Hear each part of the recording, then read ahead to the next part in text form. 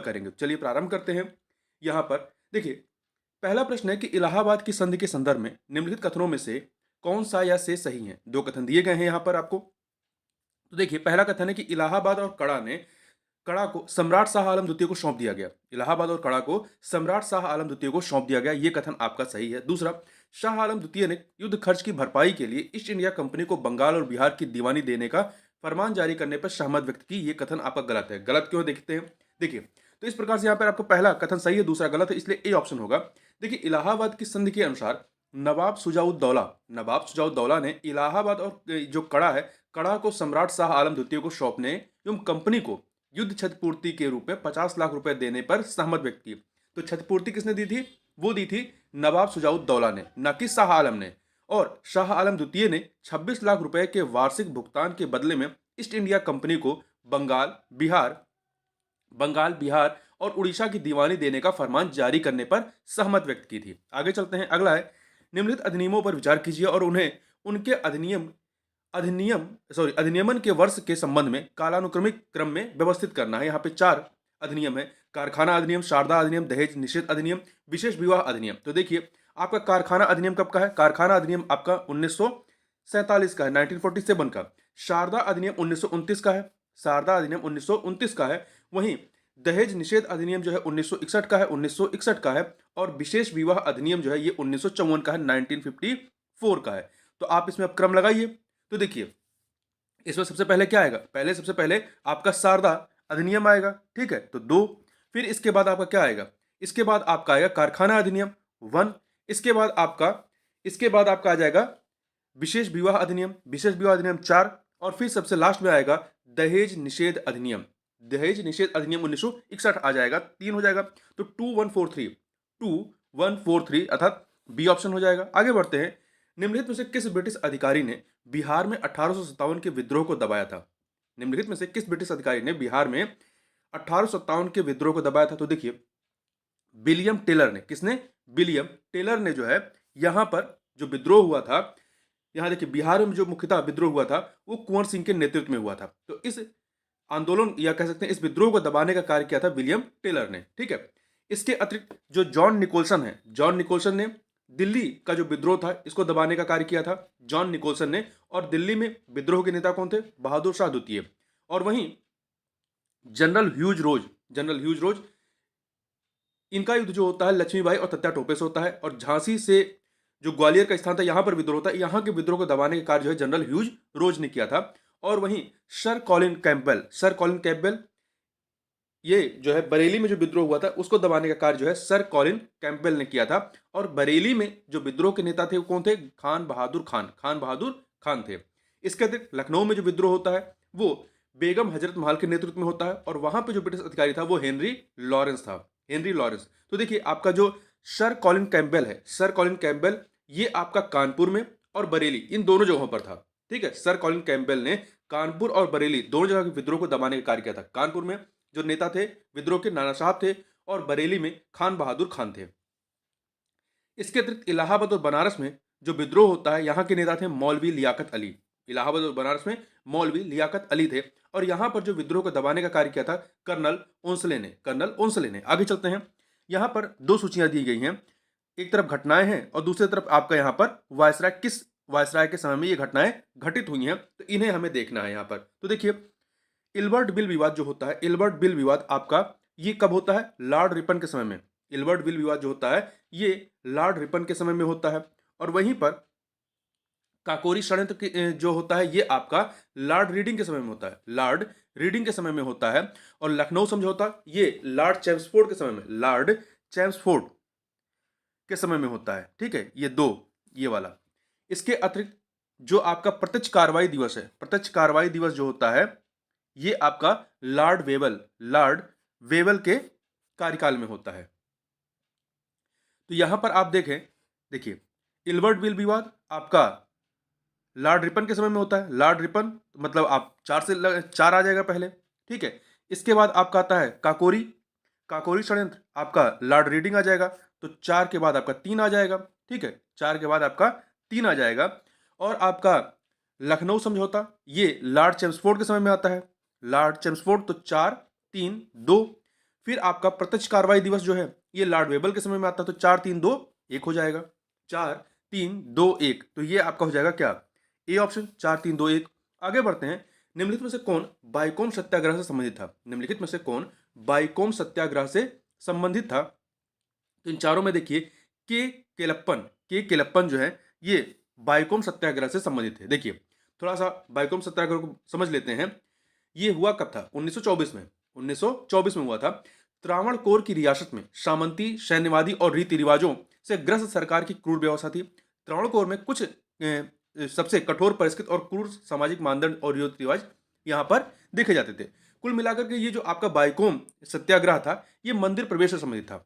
देखिए 30 मार्च 1924 को सत्याग्रहियों ने न केवल मंदिर में प्रवेश पर, बल्कि मंदिरों के आसपास की सड़कों पर चलने पर भी यहाँ पर क्या था, प्रतिबंध सहित जो विभिन्न गैर सामाजिक मानदंड थे उनके खिलाफ आंदोलन शुरू किया।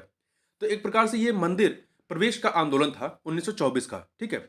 और देखिए माधवन यहाँ पर जो है कांग्रेस के माधवन केपी केशव मेनन जो केरल प्रदेश कांग्रेस कमेटी के तत्कालीन सचिव थे, और कांग्रेस नेता एवं शिक्षाविद के केलप्पन जिन्हें केरल गांधी के नाम से भी जाना जाता है, को बाइकॉम सत्याग्रह आंदोलन का अग्रदूत माना जाता है।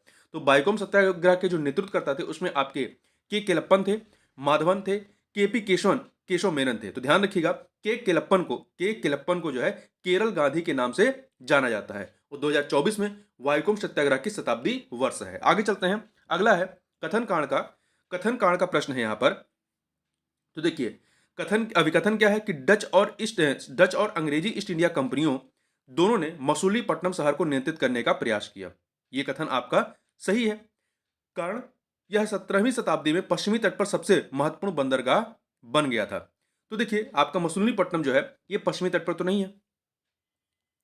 देखिए डच ये जो मसूलीपट्टनम शहर है कृष्णा नदी के डेल्टा पर स्थित है, और यह 17वीं शताब्दी में गहन आर्थिक गतिविधियों का केंद्र था। और ये कहां पर है? ये पश्चिमी तट पर नहीं है, ये आंध्र तट पर सबसे महत्वपूर्ण बंदरगाह बन गया था, ठीक है। तो डच और अंग्रेजी ईस्ट इंडिया कंपनी दोनों कंपनियों ने मसूलीपट्टनम को नियंत्रित करने का प्रयास किया, क्योंकि यह आंध्र प्रदेश तट पर सबसे महत्वपूर्ण बंदरगाह बन गया था, न कि पश्चिमी तट का था ये, तो ये पूर्वी तट का था। तो यहां पर कथन तो सही है, कारण आपका गलत है, इसलिए सी ऑप्शन हो जाएगा। अगला है निम्नलिखित में से कौन सी घटना लॉर्ड कर्जन के कार्यकाल से संबंधित नहीं है? लॉर्ड कर्जन के कार्यकाल से संबंधित नहीं है। तो आप यहां पे देखें लॉर्ड कर्जन का कार्यकाल कब से है? 1899 से लेकर 1905 तक रहता है। तो इस समय में आपका बंगाल विभाजन होता है, भारतीय लोक सेवा मंडल का गठन होता है, अकाल आयोग की स्थापना होती है, ये तीनों चीजें होती है। परंतु हंटर आयोग का गठन जो है इस समय नहीं होता है, ठीक है। हंटर आयोग का गठन कब हुआ था? ये 1854 की घटना है। देखिए वर्ष 1882 में सरकार ने 1854 नहीं 1882 की घटना है, ठीक है। 1882 में सरकार ने 1854 की प्रेषण के बाद से देश की शैक्षिक प्रगति की समीक्षा करने के लिए एक आयोग नियुक्त किया, जिसकी अध्यक्षता डब्ल्यू हंटर ने की थी। तो हंटर आयोग कब का है? 1882 का है, ठीक है, 1882 का है। और हंटर आयोग की सिफारिशें प्राथमिक और माध्यमिक शिक्षा पर केंद्रित थी। तो इस प्रकार से आप देखें तो हंटर आयोग जो है इसका संबंध लॉर्ड कर्जन के कार्यकाल से नहीं है, क्योंकि लॉर्ड कर्जन का कार्यकाल 1899 से 1905 तक चलता है। तो यहां पर आपका डी ऑप्शन हो जाएगा। आगे चलते हैं, अगला है लाला लाजपत राय के संदर्भ में निम्नलिखित कथनों में से कौन सा या से कथन जो है सही है? दो कथन यहां पर दिए गए हैं। पहला, उन्होंने वर्ष 1921 में servant of people society servants of people society की स्थापना की थी। यह कथन आपका सही है। उन्होंने स्वराज पार्टी के गठन में भी भाग लिया था लाला लाजपत राय ने। तो यह कथन भी आपका सही है। दो के दोनों कथन यहां पर सही हैं, तो सी ऑप्शन हो जाएगा। देखिए लाला लाजपत राय को जो है पंजाब केसरी और पंजाब का शेर जो है इन्हें उपाधियां दी गई है, उपनाम से जाना जाता है।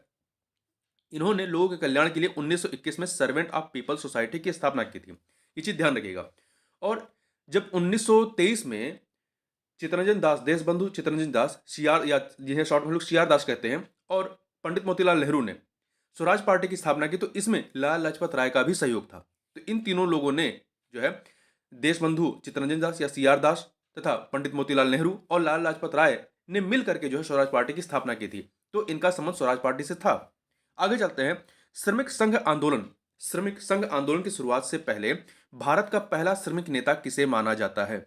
श्रमिक संघ आंदोलन की शुरुआत से पहले भारत का पहला श्रमिक नेता किसे माना जाता है? तो यह नारायण मेघाजी लोखंडे को, नारायण मेघाजी लोखंडे को जो है भारत का पहला श्रमिक नेता माना जाता है। तो ए ऑप्शन हो जाएगा। देखिए, वर्ष 1890 में एन एम लोखंडे ने बॉम्बे मिल हैंड्स एसोसिएशन की स्थापना की, जो भारत में पहला संगठित श्रमिक संघ था। ध्यान रखिएगा, बॉम्बे मिल हैंड्स एसोसिएशन, जो कि भारत का पहला संगठित श्रमिक संघ था। कब स्थापना होती है? 1890 में। किसने किया था? एन एम लोखंडे ने किया था। ठीक है, तो ये चीज यहां पे ध्यान रखिएगा। और उन्होंने बॉम्बे मिल हैंड्स एसोसिएशन की स्थापना की और मराठी में दीनबंधु नामक पत्रिका का प्रकाशन भी शुरू किया था नारायण मेघाजी लोखंडे ने। ठीक है, वहीं लाला लाजपत राय जी के बारे में बात करें तो ये लाला लाजपत राय 19वीं सदी के अंत और 20वीं सदी की शुरुआत में भारतीय स्वतंत्रता आंदोलन के प्रमुख नेता थे। ठीक है, इनकी रचनाओं में the story of my deportation और अनहैप्पी इंडिया शामिल है। अनहैप्पी इंडिया कई बार पूछा गया है, ये लाला लाजपत राय की कृति रही है या रचना रही है।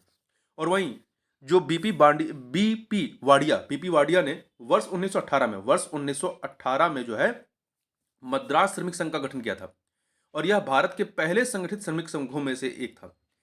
जो मद्रास श्रमिक संघ है, यह भारत के पहले संगठित श्रमिक संघों में से एक था, जिसकी स्थापना 1918 में वीपी वाडिया ने किया था। और वहीं शोराब जी शपूर जी बंगाली के बारे में बात करें तो इन्हें, ये जो है देखिए, बंगाली भारतीय एम्बुलेंस कोर में शामिल होने वाले पहले व्यक्ति थे। शोराब जी शपूर जी बंगाली भारतीय एम्बुलेंस कोर में शामिल होने वाले पहले व्यक्ति थे, जिसका गठन युद्ध की घोषणा के समय लंदन में किया गया था, और इन्होंने नेटली में बीमारों एवं घायलों की सेवा की थी। आगे चलते हैं। जमींदारी प्रथा के संदर्भ में निम्नलिखित कथनों में से कौन सा कथन जो है वो सही नहीं है? यहां पर आपके पास 4 कथन दिए गए हैं, तो देखिए 4 विकल्प है। पहला, इसने निश्चित किराए या अधिभोग अधिकारों के प्रावधान के बिना सदस्यों के भूमि अधिकारों को स्थायी रूप से स्थापित कर दिया, ये सही है। इसे वर्ष 1793 में लॉर्ड कॉर्नवालिस द्वारा स्थायी बंदोबस्त के माध्यम से पेश किया गया था, ये भी सही है। इस व्यवस्था के अंतर्गत भू राजस्व सीधे किसानों से वसूला जाता था। देखिए, जो सीधे किसानों से वसूला जाता था वो रैयत वाली व्यवस्था थी, ना कि आपकी जमींदारी व्यवस्था। तो इसमें मीडिएटर के थ्रू वसूला जाता था। तो यहां पर आपका सी ऑप्शन जो है वो सही नहीं है। यह बंगाल, बिहार और उड़ीसा में प्रचलित था। बंगाल, बिहार और उड़ीसा में प्रचलित था। देखिए, इसमें जमींदारों नामक बिचौलियों के माध्यम से किसानों से भू राजस्व एकत्र किया जाता था, और उन्हें, ये जो जमींदार थे, इन्हें भूमि के स्थायी मालिक के रूप में मान्यता दी गई थी। तो यह जो प्रथा थी, ये आपके बंगाल है, बिहार, उड़ीसा, उत्तर प्रदेश, आंध्र प्रदेश और मध्य प्रदेश। उत्तर प्रदेश में जो बनारस वाला इलाका है, यहाँ पर ये जमींदारी व्यवस्था थी। आगे चलते हैं। और उत्तर प्रदेश के अन्य इलाकों में महलवाड़ी व्यवस्था थी। आगे चलते हैं। अखिल भारतीय मजदूर संघ कांग्रेस, जिसे AITUC एटक कहते हैं, के संबंध में निम्नलिखित कथनों पर विचार कीजिए। यहां पर आपके पास 2 कथन दिए गए हैं और बताना है सही कथन कौन से हैं। तो देखिए, पहला जो है आपका, लाला लाजपत राय को AITUC के पहले महासचिव के रूप में चुना गया था। नहीं, ये पहले अध्यक्ष थे। लाला लाजपत राय AITUC के पहले अध्यक्ष थे। पहले महासचिव दीवान चमन लाल थे। ठीक है, इसलिए पहला कथन आपका यहां पर जो है वो गलत हो गया। देखिए, अखिल भारतीय मजदूर संघ कांग्रेस की स्थापना 31 अक्टूबर 1920 को की गई थी। ठीक है, तो पहला कथन गलत हो गया। दूसरा, कांग्रेस के वर्ष 1922 के गया अधिवेशन में AITUC के गठन का स्वागत किया गया और इसकी सहायता के लिए एक समिति का गठन किया गया। यह कथन आपका सही है। देखिए, यहां पर आपका पहला कथन गलत हो गया, दूसरा आपका सही है। ठीक है, तो इसलिए आपका बी ऑप्शन हो जाएगा। थोड़ा सा और ध्यान दीजिएगा कि प्रमुख कांग्रेस और स्वराजवादी नेता CR दास ने एटक के तीसरे और चौथे सत्र की अध्यक्षता की थी। ठीक है, तीसरे और चौथे सत्र की अध्यक्षता की थी। आगे चलते हैं। अगला है क्वेश्चन नंबर 12। निम्नलिखित घटनाओं पर विचार कीजिए। यहां पर 4 आयोगों के बारे में बात की गई। उपयुक्त घटनाओं को सही कालानुक्रमिक क्रम में व्यवस्थित कीजिए। तो यहां पर देखिए, यहां पर आपका हंटर शिक्षा आयोग है, चार्ल्स वुड डिस्पैच है, ली आयोग और रेले आयोग। तो इसमें देखिए कौन कब घटित होता है। आपका सबसे पहले इसमें क्या होगा? सबसे पहले इसमें आपका चार्ल्स वुड डिस्पैच जो है, ये आपका 1854 का है। इसे भारत में अंग्रेजी शिक्षा का मैग्ना कार्टा कहा जाता है। ठीक है। फिर आपका हंटर शिक्षा आयोग, ये है 1882 का। ये जो है लॉर्ड रिपन द्वारा गठित किया गया था। इसको जो है लॉर्ड रिपन द्वारा डब्ल्यू हंटर की अध्यक्षता में इसको गठित किया गया था। और रैले आयोग आपका 1902 का है, लॉर्ड कर्जन के समय का 1902 का है। फिर आपका जो ली आयोग है, देखिए रैले आयोग भी जो है शिक्षा संबंधित था, विश्वविद्यालय शिक्षा संबंधित था। ली आयोग जो है आपका 1924 का है, 1924 से 1924। इसकी स्थापना भारत सरकार की श्रेष्ठ सिविल सेवा की नस्लीय संरचना की जांच करने के संदर्भ में की गई थी। ठीक है। तो आप क्रम लगाइए यहां पर। तो सबसे पहले क्या हो जाएगा आपका, सबसे पहले हंटर शिक्षा चार्ल्स वुड डिस्पैच 2, फिर हंटर शिक्षा आयोग 1, फिर रैले आयोग 4, फिर ली आयोग 3। तो 2143 बी ऑप्शन हो जाएगा। आगे चलते हैं। पवना विद्रोह संबंधित है किससे? जो पवना विद्रोह है किससे संबंधित है? तो पवना विद्रोह जो है ये जमींदारों की दमनकारी नीतियों से संबंधित है। किससे? जमींदारों की दमनकारी नीतियों से संबंधित है। देखिए, और ये घटना कहाँ की थी? और ये देखिए, ये घटना है आपके 1873 के लगभग की, 1873 की। और ये आपका कहाँ से थे? ये आपका बंगाल से, जो पूर्वी बंगाल का है वहां से ये जो है विद्रोह आपका संबंधित रहा है। पबना जिला जो है आपका पूर्वी बंगाल के पटना में अवस्थित था। तो देखिए यहां पर 1873 में पबना जिले के यूसुफ शाही परगना में एक एग्रेरियन लीग का गठन किया गया था। ठीक है। और आंदोलन जो है वो आपका 1885 तक जारी था, जब सरकार ने 1885 के बंगाल की रायदारी अधिनियम द्वारा अधिग्रहण अधिकारों को बढ़ावा दिया था। तो इस चीज को भी आप यहां पर ध्यान रखिएगा। तो ये जमींदारों की दमनकारी नीतियां। आगे बढ़ते हैं। यूपी किसान सभा का गठन कब किया गया था? तो इसका गठन जो है 1918 में, यूपी किसान सभा का गठन जो है आपका नवंबर 1918 में, नहीं नवंबर नहीं, वर्ष 1918 में लखनऊ में गठित किया गया था, लखनऊ में। ठीक है। और किसने किया था? इंद्र नारायण द्विवेदी, गौरी शंकर मिश्र और मदन मोहन मालवीय ने। इन तीनों के नाम याद रखिएगा, इंद्र नारायण द्विवेदी, गौरी शंकर मिश्र और मदन मोहन मालवीय ने वर्ष 1918 में लखनऊ में उत्तर प्रदेश किसान सभा की स्थापना की थी। इसमें शामिल अन्य नेताओं में बाबा रामचंद्र, दुर्गापाल सिंह और झिंगुरी सिंह इत्यादि शामिल थे। आगे बढ़ते हैं। वारेन हेस्टिंग ने निम्नलिखित उद्देश्य कलकत्ता मदरसा की स्थापना की थी। किस उद्देश्य की थी? तो कंपनी के दरबार में ब्रिटिश प्रशासन की सहायता के लिए योग्य भारतीयों को तैयार करने के लिए कलकत्ता मद्रास की स्थापना की थी। सॉरी, मद्रास नहीं, कलकत्ता मदरसे की स्थापना की थी। देखिए, वारेन हेस्टिंग ने कलकत्ता मदरसे की स्थापना जो है वर्ष 1781 में कब की थी? 1781 में मुस्लिम कानून और संबंधित विषयों के अध्ययन के लिए की थी।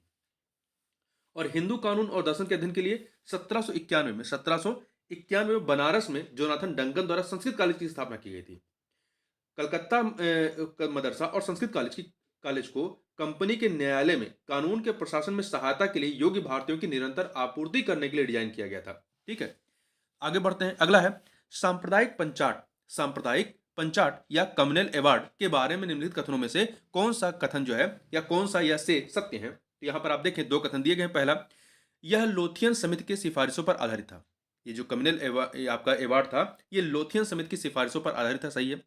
इसमें क्या था? सभी प्रांतों में महिलाओं के लिए 33% सीटें आरक्षित की गई थी। ये कथन आपका गलत है। पहला तो आपका सही है परंतु दूसरा गलत है, इसलिए ए ऑप्शन यहां पर सही हो जाएगा। देखिए, ब्रिटिश प्रधानमंत्री रामशे मैकडोनाल्ड द्वारा 6 अगस्त 1932, ध्यान रखिएगा ये कम्युनल अवार्ड कब का है? ये 6 अगस्त 1932 का है, को सांप्रदायिक पंचाट की घोषणा की थी। ठीक है।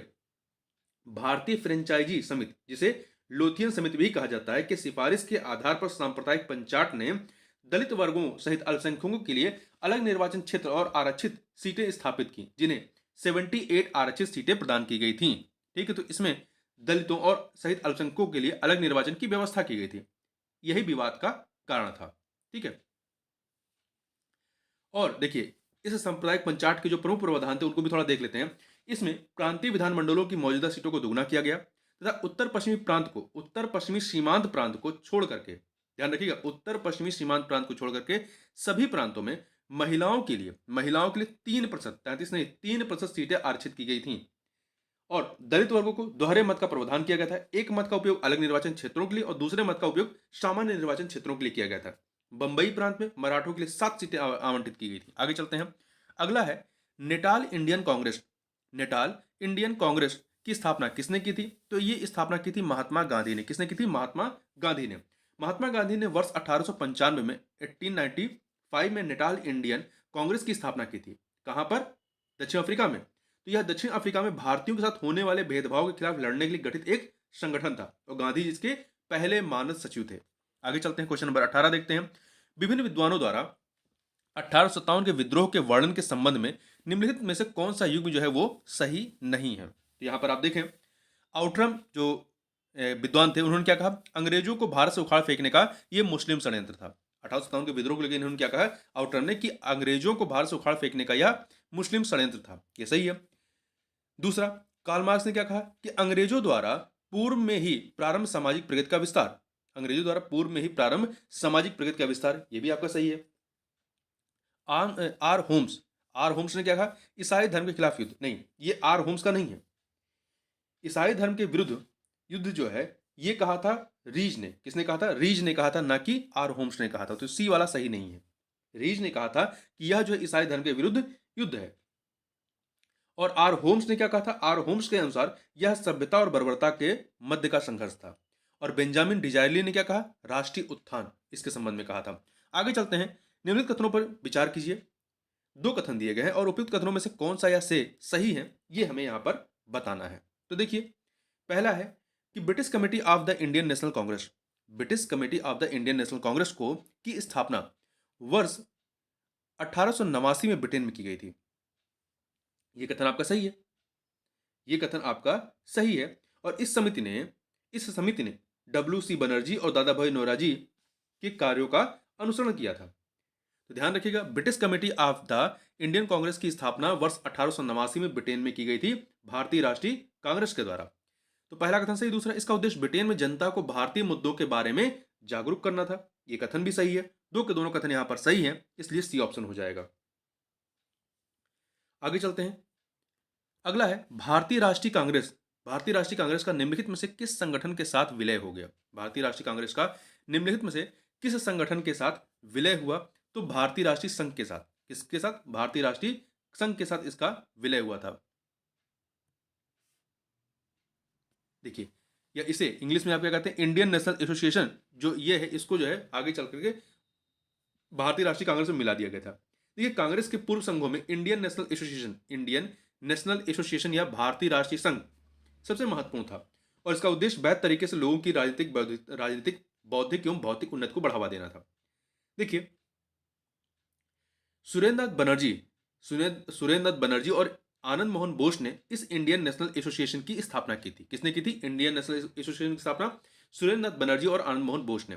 भारतीय राष्ट्रीय कांग्रेस और इंडियन नेशनल एसोसिएशन का वर्ष 1886 में कलकत्ता में जो कांग्रेस की दूसरी बैठक होती है उस दौरान विलय कर दिया गया था। आगे चलते हैं, निम्नलिखित घटनाओं पर विचार कीजिए। यहाँ पर 4 घटनाएं हैं और इन्हें हमें उपयुक्त घटनाओं को कालानुक्रमिक क्रम में व्यवस्थित करना है। तो बंगाल का विभाजन लागू होना, सूरत विभाजन, बंगाल विभाजन के विरुद्ध बहिष्कार प्रस्ताव, दादा भाई नौरोजी ने घोषणा की कांग्रेस का लक्ष्य स्वराज है। ये सारी घटनाओं को हमें देखना है। देखिए, इसमें पहले कौन है? तो बंगाल विभाजन के विरुद्ध बहिष्कार प्रस्ताव पारित किया गया था। कब? अगस्त 1905 में। अगस्त 1905 में किया गया था। तो 3 पहले आ जाएगा। ठीक है। बंगाल का विभाजन प्रभावी कब होता है? बंगाल का विभाजन लागू कब होता है या प्रभावी कब होता है? अक्टूबर 1905 में। बहिष्कार प्रस्ताव आ गया था अगस्त 1905 में और विभाजन लागू कब होता है? अक्टूबर 1905 में। तो यहां पर 1 हो जाएगा।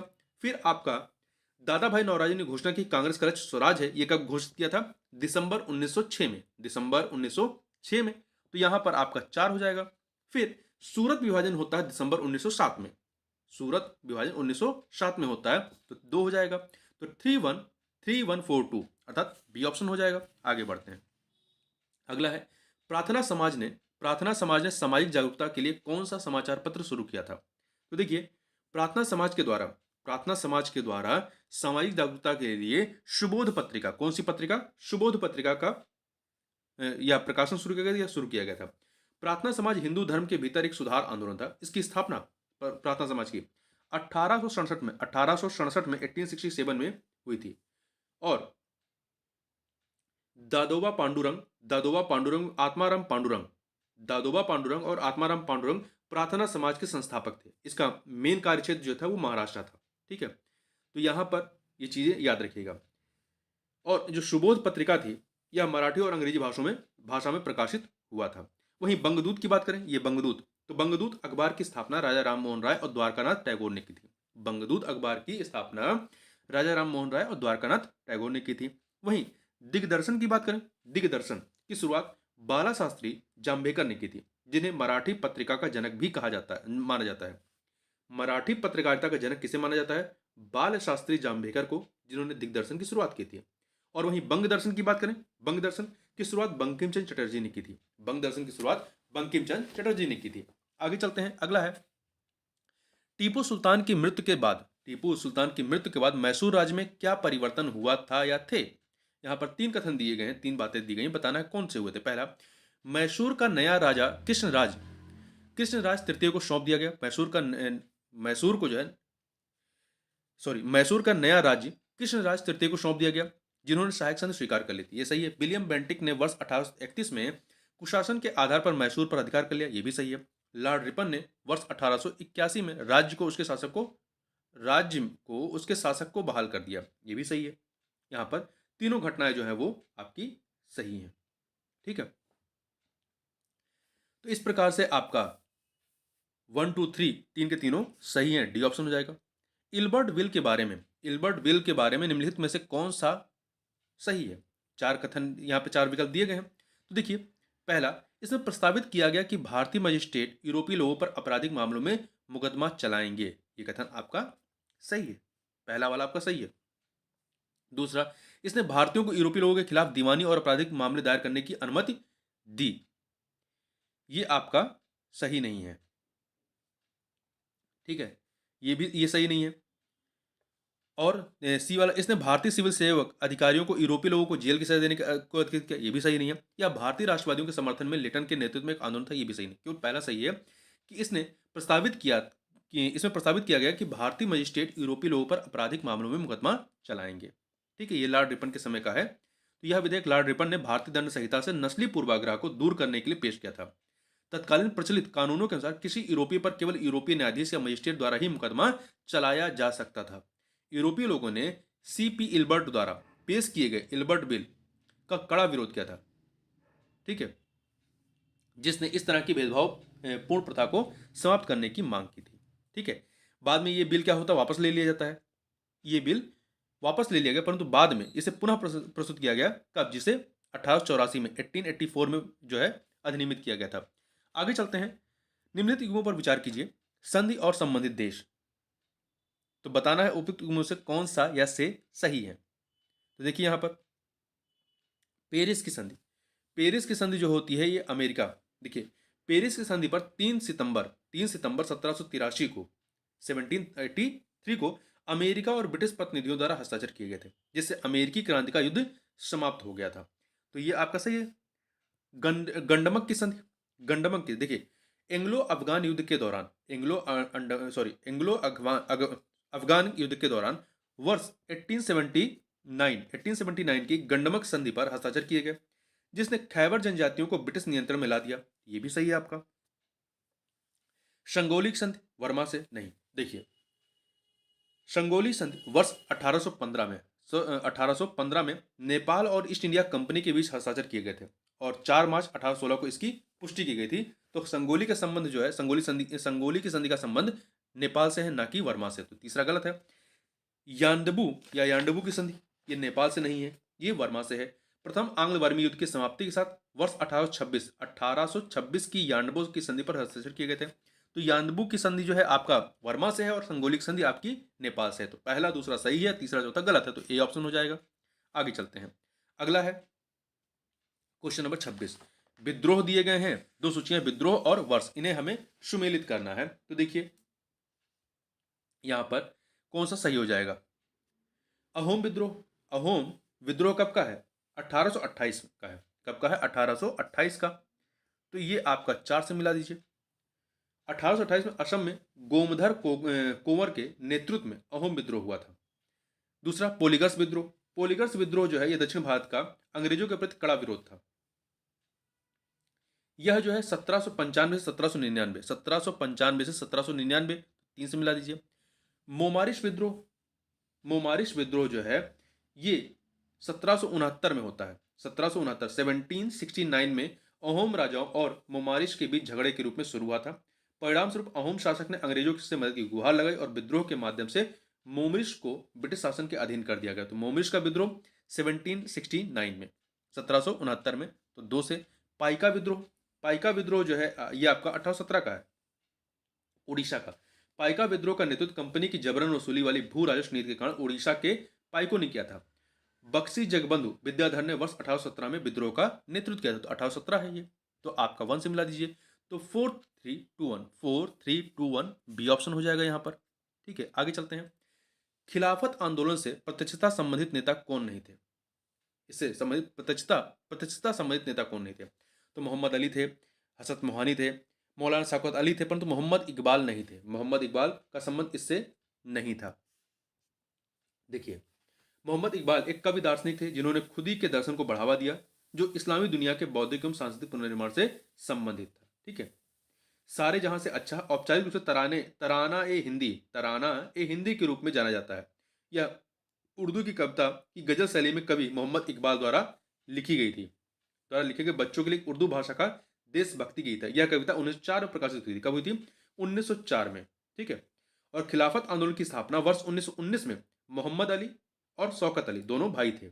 आमतौर पर इन्हें अली बंधु के रूप में जाना जाता है कि इनके नेतृत्व में शुरू हुई थी और इससे हसरत मोहानी भी जुड़े हुए थे। ठीक है, आगे चलते हैं। अगला है, निम्नलिखित में से किस संधि ने द्वितीय आंग्ल मराठा युद्ध का मार्ग प्रशस्त किया? किस संधि ने द्वितीय आंग्ल मराठा युद्ध का मार्ग प्रशस्त किया था? तो यह था आपका बेशिन की संधि। बेशिन की संधि, सी ऑप्शन। देखिए, प्रथम आंग्ल मराठा युद्ध से पहले पेशवा बनने के लिए उनकी मदद प्राप्त करने के लिए रघुनाथ राव और अंग्रेजों के बीच सूरत की संधि होती है 1775 में। सूरत की संधि होती है। ठीक है, फिर ये आपका ये जो दूसरी होती है आपके ये बेशिन की संधि, ये कब होती है? बाजीराव द्वितीय और अंग्रेजों के बीच बेशिन की संधि 1802 पर हस्ताक्षर किए गए, जिसने द्वितीय आंग्ल मराठा युद्ध का आधार बनाया था। जबकि जो तीसरा आंग्ल मराठा युद्ध होता है के बाद पेशवा और अंग्रेजों के बीच पूना की संधि होती है 1817 में। तो पहली संधि होती है सूरत की संधि 1775 में। दूसरी होती है, कब होती है? बेसिन की संधि, बेसिन की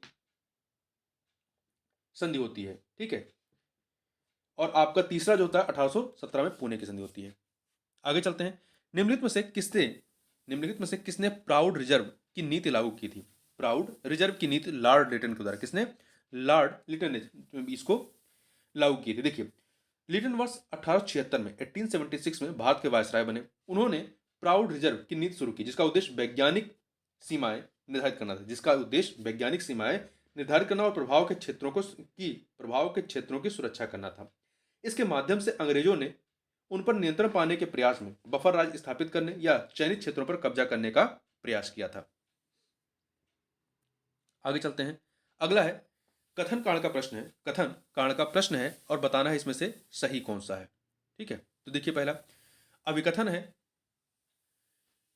जो अभिकथन या कथन है कि असहयोग आंदोलन के दौरान मोतीलाल नेहरू, सी.आर. दास, सी राजगोपालाचारी और आसफ अली जैसे कई वकीलों ने अपनी वकालत छोड़ दी।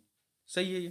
कारण, इस आंदोलन की विदेशी मानद और सरकारी उपाधियों का बहिष्कार एक महत्वपूर्ण विशेषता थी। ये कथन क्योंकि, तो ये कथन और कारण दोनों सही है और व्याख्या भी हो रहा है। यहाँ पर आपका बी ऑप्शन जो है वो सही हो जाएगा। ठीक है, बी ऑप्शन यहाँ पर सही हो जाएगा।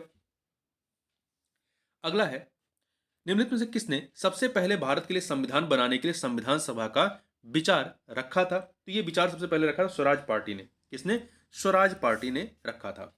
स्वराज पार्टी कार्यकर्ताओं का एक समूह था जिसने 1934 में संविधान सभा की अवधारणा को भारतीय स्वतंत्रता संग्राम के हिस्से के रूप में भारत को पूर्ण स्वशासन प्रदान करने के तरीके के रूप में प्रस्तुत किया था।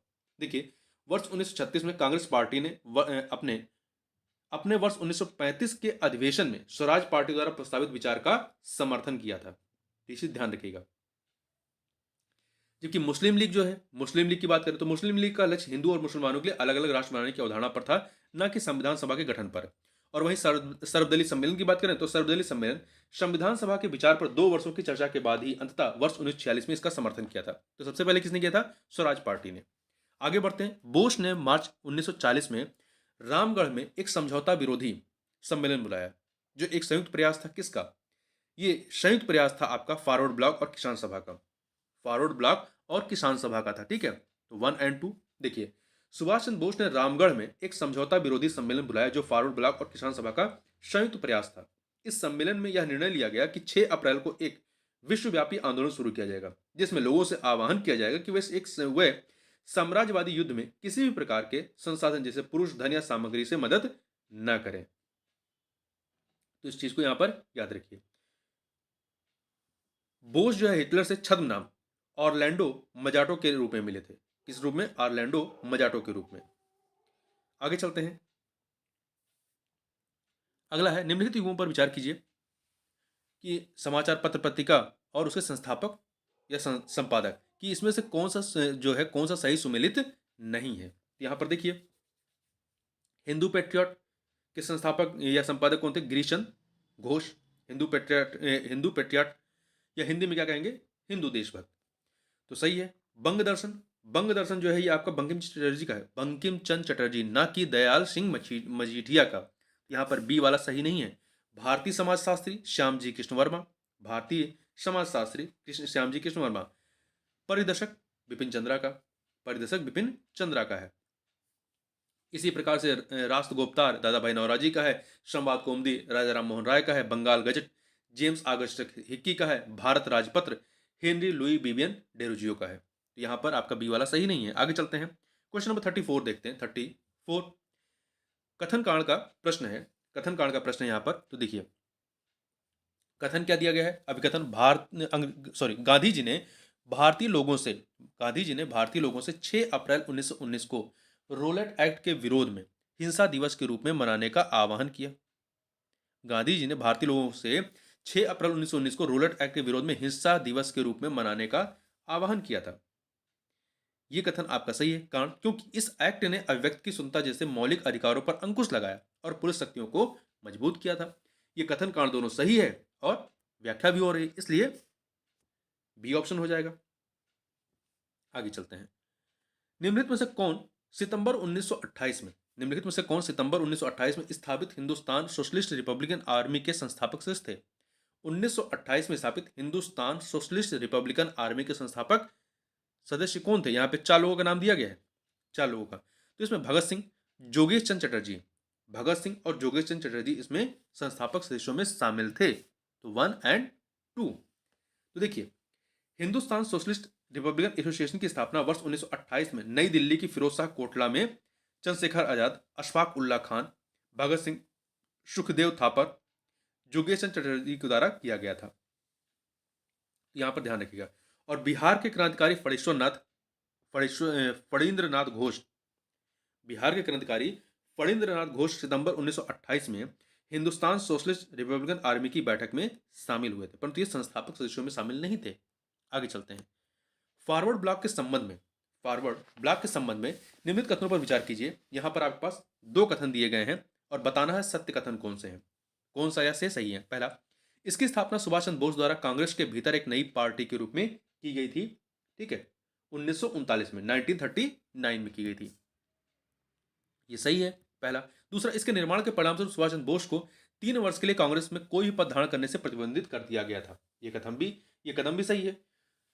ये कथन भी सही है। 2 के दोनों कथन यहाँ पे क्या है? सही है। तो यहाँ पर सी ऑप्शन हो जाएगा 1 और 2। आगे बढ़ते हैं।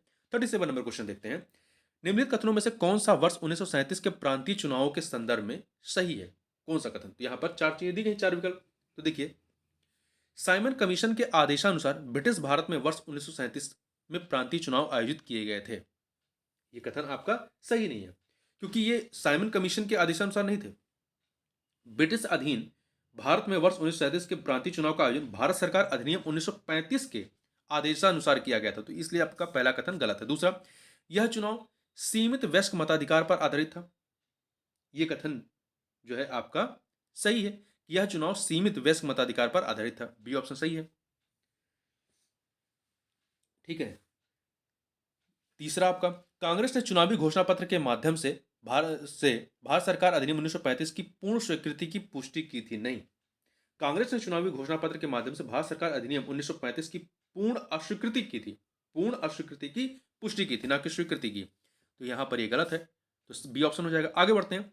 Indian national liberal association, Indian national liberal association की स्थापना किसने की थी? तो इसकी स्थापना जो है सुरेंद्र नाथ बनर्जी ने, किसने की थी? सुरेंद्र नाथ बनर्जी ने की थी।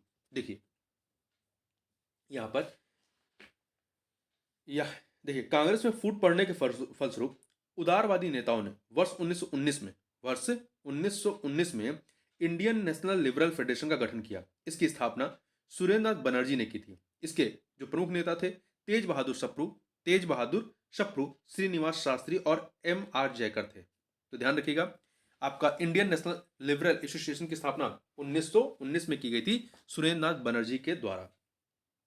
आगे बढ़ते हैं। निम्नलिखित में से किसने किसने भारत महिला परिषद की स्थापना की थी? निम्नलिखित में से किसने भारत महिला परिषद की स्थापना की थी? तो ये स्थापना की थी रमाबाई रनाडे ने। रमाबाई रनाडे ने जो है वर्ष 1904 में बंबई में राष्ट्रीय सामाजिक सम्मेलन के अंतर्गत लेडीज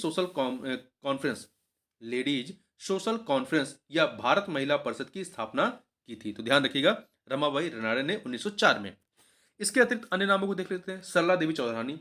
तो सरला देवी चौधरानी ने वर्ष 1910 में भारत स्त्री महामंडल की पहली बैठक बुलाई और इसे किसी महिला द्वारा स्थापित पहला भारतीय महिला संगठन माना जाता है।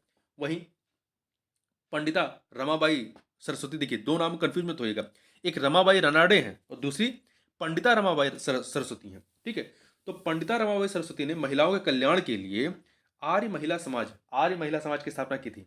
और वहीं डी ऑप्शन, कार्नेलिया सरबजी के बारे में बात करें तो कार्नेलिया सरबजी राष्ट्रीय महिला परिषद, जो कि 1925 में होता है, राष्ट्रीय महिला परिषद की कार्यकारी समिति में एक महत्वपूर्ण पद धारण करने वाली भारत की पहली महिला बैरिस्टर थी। ठीक है, आगे चलते हैं। निम्नलिखित में से किसने मासिक पत्रिका बितल विध्वंसक शुरुआत की थी? इस पत्रिका की शुरुआत किसने की थी? गोपाल बाबा वालंकर ने बितल विध्वंसक मासिक पत्रिका की शुरुआत की थी। इन्हें जो है गोपाल कृष्ण के नाम से भी जाना जाता है। देखिए, गोपाल बाबा वालंकर को निम्न जातियों के जागरण के आंदोलन में अग्रणी माना जाता है। उन्होंने रायगढ़ जिले में जातिगत भेदभाव के उन्मूलन की दिशा में कार्य किया तथा वाइटल विध्वंसक अर्थात ब्राह्मणवादी व्यवस्था को नष्ट करने वाला नामक मासिक पत्रिका की शुरुआत करने वाले वे पहले दलित थे, गोपाल बाबा वालंकर। ठीक है, वहीं बी आर अम्बेडकर की बात करें तो बी आर अम्बेडकर ने समाज में व्याप्त जातिगत भेदभाव के विरोध में वर्ष 1920 में पाक्षिक समाचार पत्र, मतलब 15 दिन पर निकलने वाला मूक नायक की शुरुआत की थी। और उन्होंने दलित वर्गों के अधिकारों की रक्षा के लिए वर्ष 1927 में बहिष्कृत भारत की भी शुरुआत की थी। 1920 में मूक नायक और 1927 में बहिष्कृत भारत की शुरुआत करते हैं। देखिए, ईबी रामास्वामी नायकर ने 1920 के दशक में ब्राह्मणों के विरोध में स्वाभिमान आंदोलन का नेतृत्व किया था। वहीं बाल शास्त्री जाम्बेकर, जिन्हें मराठी पत्रकारिता का जनक माना जाता है, देखिए ये बंबई में पत्रकारिता के माध्यम से समाज सुधारकों का अग्रदूत इन्हें माना जाता है। इन्होंने ब्राह्मणवादी रूढ़िवादिता पर प्रहार किया तथा लोकप्रिय हिंदू धर्म में वांछित सुधार करने का प्रयास किया। इन्होंने वर्ष 1832 में दर्पण समाचार पत्र शुरू किया था और इन्हें मराठी पत्रकारिता का जनक भी माना जाता है। आगे चलते हैं। सर सैयद अहमद खान के संबंध में निम्नलिखित कथनों में से कौन सा या से सही है? यहाँ पर दो कथन दिए गए। पहला, वह वर्ष 1878 में इंपीरियल लेजिस्लेटिव काउंसिल के सदस्य बने 1878 में, और उनकी निष्ठा को देखते हुए अंग्रेजों ने उन्हें नाइटहुड की उपाधि से सम्मानित किया था। यह कथन सही है। उन्होंने पर्दा, बहुविवाह और पीरिथा मुरादी प्रथा का समर्थन किया। ये कथन गलत है। वह पर्दा और बहुविवाह प्रथा के विरोधी थे, का विरोध किया तथा तलाक की प्रक्रिया को सरल बनाने की वकालत की तथा पीरी और मुरीदी की व्यवस्था की निंदा करते हुए बेहतर शिक्षा व्यवस्था के माध्यम से महिलाओं की स्थिति में सुधार लाने के लिए संघर्ष किया था इन्होंने। ठीक है, तो यहां पर पहला सही है, दूसरा गलत है। देखिए, ये एक संभ्रांत मुस्लिम परिवार में जन्मे सैयद अहमद खान ब्रिटिश सरकार की न्यायिक सेवा में एक निष्ठावान सदस्य थे और 1876 में सेवानिवृत्त के बाद 1878 में वे इंपीरियल लेजिस्लेटिव काउंसिल के सदस्य बने थे। आगे चलते हैं, क्वेश्चन नंबर 42 देखते हैं। देवबंद आंदोलन या देवबंद पंथ के संदर्भ में निम्नलिखित में से कौन सा या से कथन जो है सही है? दो कथन यहां पर दिए गए हैं। पहला, इसकी शुरुआत मोहम्मद कासिम नानुतवी और रशीद अहमद गंगोही ने की थी। इसकी शुरुआत मोहम्मद कासिम नानोतवी और रशीद अहमद गंगोही ने की थी। यह कथन सही है आपका।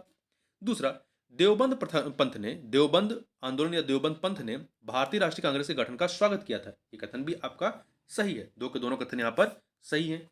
देखिए, मुस्लिम समुदाय के लिए धार्मिक नेताओं को संगठित करने एवं उनकी संख्या में वृद्धि करने के उद्देश्य मोहम्मद कासिम नानोतवी और रशीद अहमद गंगोही ने वर्ष 1866 में सहारनपुर जिले, संयुक्त प्रांत के सहारनपुर जिले के दारुल उलूम में देवबंद आंदोलन की शुरुआत की थी।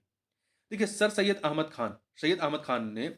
खान के अलीगढ़ आंदोलन के विपरीत देवबंद आंदोलन मुस्लिम समुदाय के नैतिक और धार्मिक कायाकल्प की मांग पर केंद्रित था। देवबंद आंदोलन में पश्चिमी शिक्षा और ब्रिटिश सरकार के प्रयोजन के माध्यम से मुसलमानों की भलाई को केंद्र में रखा गया था। तो आगे चलते हैं। यहां पर अगला है वर्ष 1907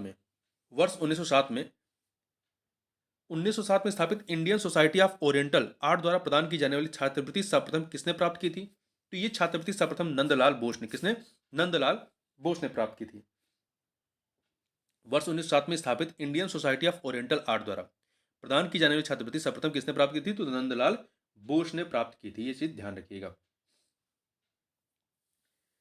आगे बढ़ते हैं। यहां पर थोड़ा सा अवनींद्र नाथ टैगोर जी के बारे में बात करें तो देखिए, चित्रकला के क्षेत्र में अवनींद्र नाथ टैगोर ने अजंता, मुगल और राजपूत चित्रकला से प्रेरणा लेते हुए और अपनी रचनाओं में उन्हें स्थान देते हुए भारतीय कला क्षेत्र पर विक्टोरियन प्रकृतिवाद के वर्चस्व को समाप्त किया था। ठीक है। और भारतीय कला पर एक अमिट छाप छोड़ने वाले नंदलाल बोस वर्ष 1907 में स्थापित Indian society of oriental art द्वारा प्रदान की जाने वाली छात्रवृत्ति के प्रथम प्राप्तकर्ता थे। आगे बढ़ते हैं हम लोग। अगला है कथन कांड का प्रश्न है। कथन कांड का यहां पर अभिकथन या कथन दिया गया है कि भारतीय राष्ट्रीय कांग्रेस के नरमपंथी यह समझने में विफल रहे कि अंग्रेजों द्वारा विधान परिषद में किए गए सुधारों का उद्देश्य नरमपंथियों को पुरस्कृत करने के बजाय गर्मपंथियों को अलग थलग करना था। यह सही है। कारण चरमपंथी इस बात से अनभिज्ञ थे कि नरमपंथी आधिकारिक दमन के विरुद्ध उनकी रक्षा की प्राथमिक पंक्ति के रूप में कार्य कर सकते हैं। तो दोनों ही कथन अपनी जगह पे सही है, परंतु ये व्याख्या एक दूसरे की नहीं कर रहे हैं। मतलब कारण जो है अभिकथन की व्याख्या नहीं कर रहा है। तो यहां पर ये ऑप्शन हो जाएगा। आगे बढ़ते हैं। अगला है उपयुक्त कथनों में से कौन सा सही नहीं है? कौन सा सही नहीं है? तो यहां पर देखिए 4 कथन दिए गए हैं, बताना है कौन सही नहीं है। पहला देखिए, सत्येंद्र नाथ सिन्हा वर्ष 1909 में वायसराय की कार्यकारी परिषद में नियुक्त होने वाले पहले भारतीय थे। सही है। वर्ष 1909 में मार्ले मिंटो सुधार के लिए अनुसार इंपीरियल लेजिस्लेटिव काउंसिल और प्रांतीय विधान परिषदों में निर्वाचित सदस्यों की संख्या में वृद्धि की गई। सही है। अप्रैल 1906 में वारेंद्र कुमार घोष, भूपेंद्र नाथ दत्त ने साप्ताहिक युगांतर की शुरुआत की। सही है। बारदौली सत्याग्रह का कारण यूरोपीय नील बागान मालिकों द्वारा लागू की गई 3 कठिया प्रणाली का विरोध था। यह कथन आपका सही नहीं है। डी वाला सही नहीं है। देखिए, यहां पर हुआ क्या था? ये जो देखिए, सरदार वल्लभ भाई पटेल के नेतृत्व में वर्ष 1928 में बारदौली सत्याग्रह किया गया था। यह करों में की गई अनुचित वृद्धि के खिलाफ बारदौली के किसानों की आजादी के संबंध में किया गया एक आंदोलन था। ठीक है। तो यहां पर आपका डी सही नहीं है। आगे बढ़ते हैं। 1905 में लंदन में इंडियन होम रूल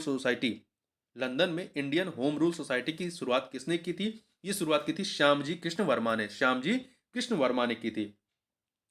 और यहीं से इन्होंने द इंडियन सोशियोलॉजिस्ट पत्रिका भी निकाली थी। सावरकर और हरदयाल जैसे क्रांतिकारी इंडिया हाउस के सदस्य बने थे बाद में। आगे चलते हैं। गदर पार्टी के संबंध में निम्नलिखित कथनों पर विचार कीजिए और यहां पर बताना है कौन सा या से कथन सही है। 2 कथन यहां पर दिए गए हैं। पहला कथन है आपका कि इसका मुख्यालय यूएसए के वैंकूवर में स्थित था और इसकी अन्य शाखाएं अमेरिकी तटीय और सुदूर पूर्व क्षेत्र तक विस्तृत थी। यह कथन आपका सही है। नहीं, एक सेकंड। देखिए, गदर पार्टी के बारे में बात करें तो इसका मुख्यालय कहां था? सैन फ्रांसिस्को में था, ना कि वैंकूवर में था। तो ये कथन गलत है आपका। इसका मुख्यालय आपका सैन फ्रांसिस्को में था। ठीक है। दूसरा, इसके सदस्यों का उद्देश्य भारत में विद्रोह की शुरुआत करना और वर्ष 1914 में दो घटनाओं कामागाटा मारू घटना और प्रथम विश्व युद्ध की शुरुआत ने इसे अपने उद्देश्यों के लिए काफी प्रोत्साहित किया था। तो यहाँ पर देखें, एक सेकंड, यहाँ पे देखिए पहला कथन तो चूंकि ये आपका वैंकूवर में इसका मुख्यालय नहीं था, इसका मुख्यालय सैन फ्रांसिस्को में था, ठीक है। तो यहाँ पर पहला कथन गलत होता है, दूसरा आपका सही है। यहाँ पे बी ऑप्शन हो जाएगा। अगला है, निम्नलिखित में से किसका संबंध वर्ष 1915 की Berlin committee for Indian independence से नहीं था? किसका संबंध नहीं था? तो यहाँ पे देखिए गुरबख्श सिंह ढिल्लो का संबंध जो है वो Berlin committee for Indian independence से नहीं था। देखिए वीरेंद्र नाथ चट्टोपाध्याय, भूपेंद्र नाथ दत्ता, लाला हरदयाल तथा अन्य लोगों का जो संबंध था, ये इनका संबंध जो है आपका Berlin committee for Indian independence से था, जो कि 1915 का था। बस इतना याद रखिए। आगे चलते हैं। अगला है, निम्नलिखित कथनों में से कौन सा सही नहीं है? यहाँ पे 4 कथन दिए, बताना कौन सा सही नहीं है। तो यहाँ पे देखिए पहला, वर्ष 1813 के चार्टर अधिनियम के अनुसार राजस्व प्रशासन को न्यायपालिका के कार्यों से अलग कर दिया गया, ये सही है। दूसरा, वर्ष 1813 के चार्टर अधिनियम के अनुसार भारत में व्यापार पर कंपनी का एकाधिकार समाप्त हो गया, किंतु कंपनी ने चीन के साथ चाय का व्यापार बरकरार रखा, यह भी सही है। वर्ष 1793 के चार्टर अधिनियम द्वारा बंगाल, मद्रास, बॉम्बे और अन्य सभी क्षेत्रों को गवर्नर जनरल के पूर्ण नियंत्रण में कर दिया गया, यह सही है। डी, वर्ष 1861 के भारतीय परिषद अधिनियम द्वारा ब्रिटिश अधीन भारत सरकार के कार्यकारी व विधायी कार्यों को अलग कर दिया गया, ये गलत है, ठीक है। ये कथन आपका गलत है। देखिए एक सेकंड, यहां पर जो आपका डी ऑप्शन है, डी, देखिए ये घटना कब होती है? ईस्ट इंडिया कंपनी के चार्टर को नवीनीकृत करने के लिए ब्रिटिश संसद में चार्टर अधिनियम 1853 पारित किया गया था, और इस 1853 के जो चार्टर अधिनियम था, इसमें ही पहली बार गवर्नर जनरल की परिषद के विधायी और कार्यकारी कार्यों का बंटवारा किया गया था, ये अलग किया गया था। तो यहां पर आपका डी वाला जो है वो सही नहीं है। आगे चलते हैं। कारावास में डाले जाने वाले पहले भारतीय पत्रकार कौन थे? तो ये थे सुरेंद्रनाथ बनर्जी। कौन थे? सुरेंद्रनाथ बनर्जी थे, ठीक है। इस चीज को ध्यान रखिएगा। आगे चलते हैं। और क्यों डाले गए थे? इसका कारण था, एक संपादकीय में बनर्जी ने बंगालियों की धार्मिक भावनाओं के प्रति असंवेदनशील होने के लिए आक्रोशित तरीके से कलकत्ता उच्च न्यायालय के एक न्यायाधीश की आलोचना की थी, ठीक है।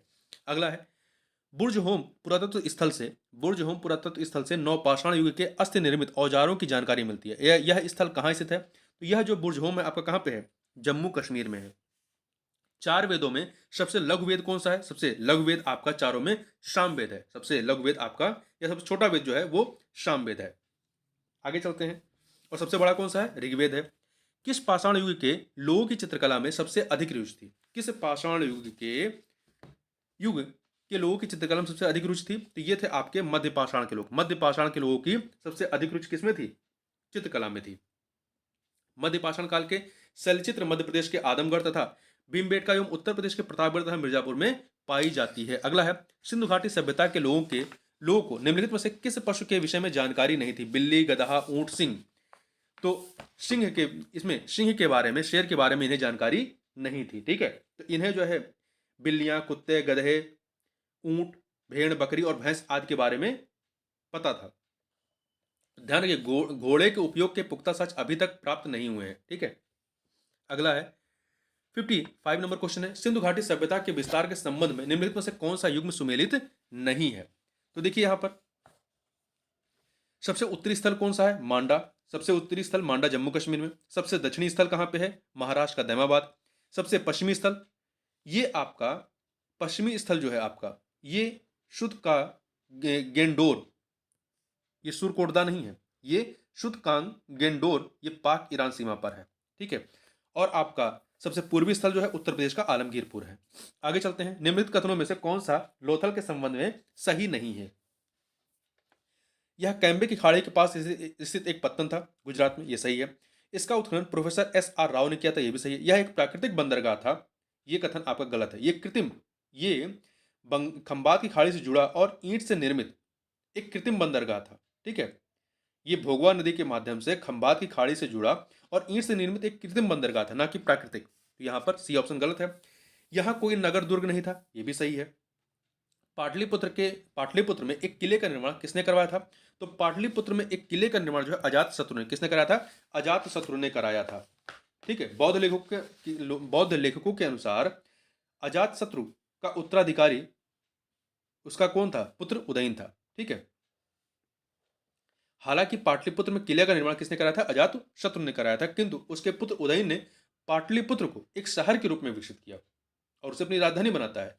यह सोन और गंगा नदियों के संगम पर स्थित था। तो ये चीज ध्यान रखिएगा, यहां पर किले का निर्माण अजातशत्रु ने कराया था, परंतु इस पाटलिपुत्र को विकसित किया था उसके पुत्र उदयन ने।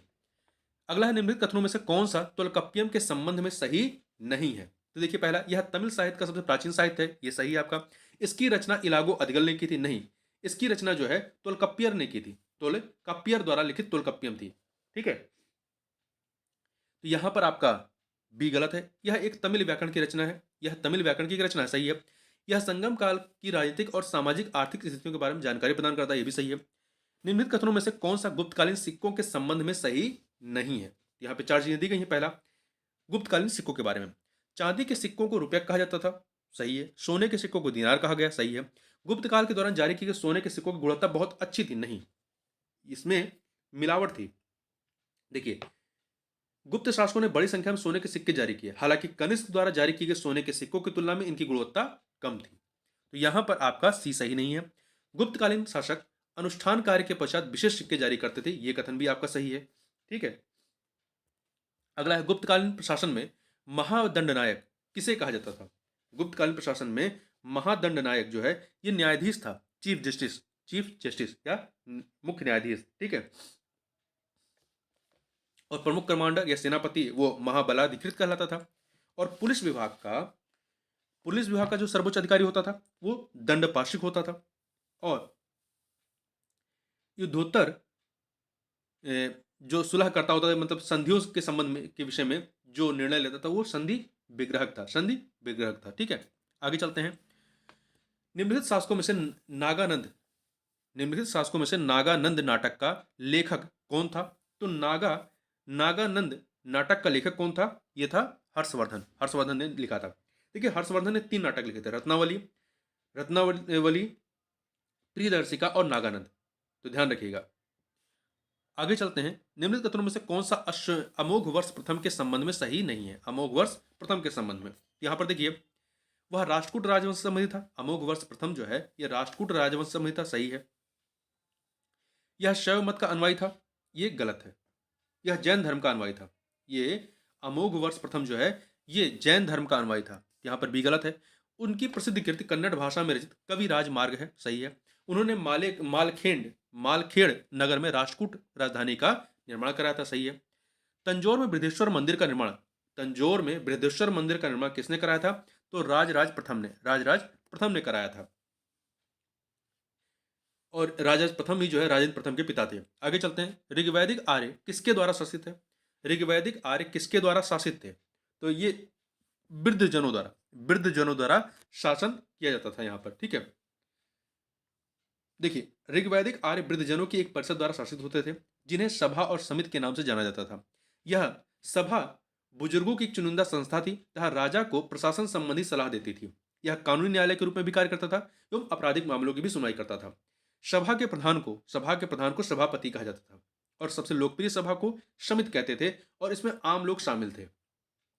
और समिति के मुखिया को पति कहा जाता था। ध्यान रखिएगा, समिति का मुख्य कार्य राजा के राजनीतिक कामकाज की देखरेख करना। इसका प्रयोग राजा के चयन के लिए भी किया जाता था और समिति के मुखिया को पति कहा जाता था। आगे चलते हैं। निम्नलिखित कथनों में से कौन सा लौह युग के चित्रित भूरे मृदबांड प्रकृति के संबंध में सही नहीं है? यहां पर देखिए, पहला, इस काल के लोग मिट्टी से बने कटोरे और चित्रित भूरे मिट्टी के बर्तनों का उपयोग करते थे, सही है। चित्रित भूरे मृदबांड स्थलें पूर्वी यूपी बिहार के निकटवर्ती इलाकों में स्थित हैं। यह कथन आपका गलत है। यह कथन जो है आपका गलत है। देखिए, इनका जो संबंध है, चित्रित भूरे मृदबांड स्थल जो है ये आपके कहां पे? पूर्वी उत्तर प्रदेश नहीं है, पूर्वी उत्तर प्रदेश नहीं, पश्चिमी उत्तर प्रदेश, पंजाब, हरियाणा तथा राजस्थान के आसपास के क्षेत्रों में इनका पता चला है। तो बी गलत है। इस युग के लोग लोहे के हथियारों का भी इस्तेमाल करते थे, सही है। इस काल में कई जनजातीय समूहों और राज्यों का उल्लेख मिलता है, सही है। आगे चलते हैं। 2 सूचियां हैं, उपनिषद और उसमें किसकी व्याख्या की गई, इसे हमें सुमेलित करना है। देखिए, ऐतरेय उपनिषद में यह आत्मा और चेतना की उत्पत्ति के बारे में है, इसमें 1 से मिलाइए। छांदोग्य उपनिषद में यह मंत्रों की लय एवं जाप से संबंधित है, 2 से मिलाइए।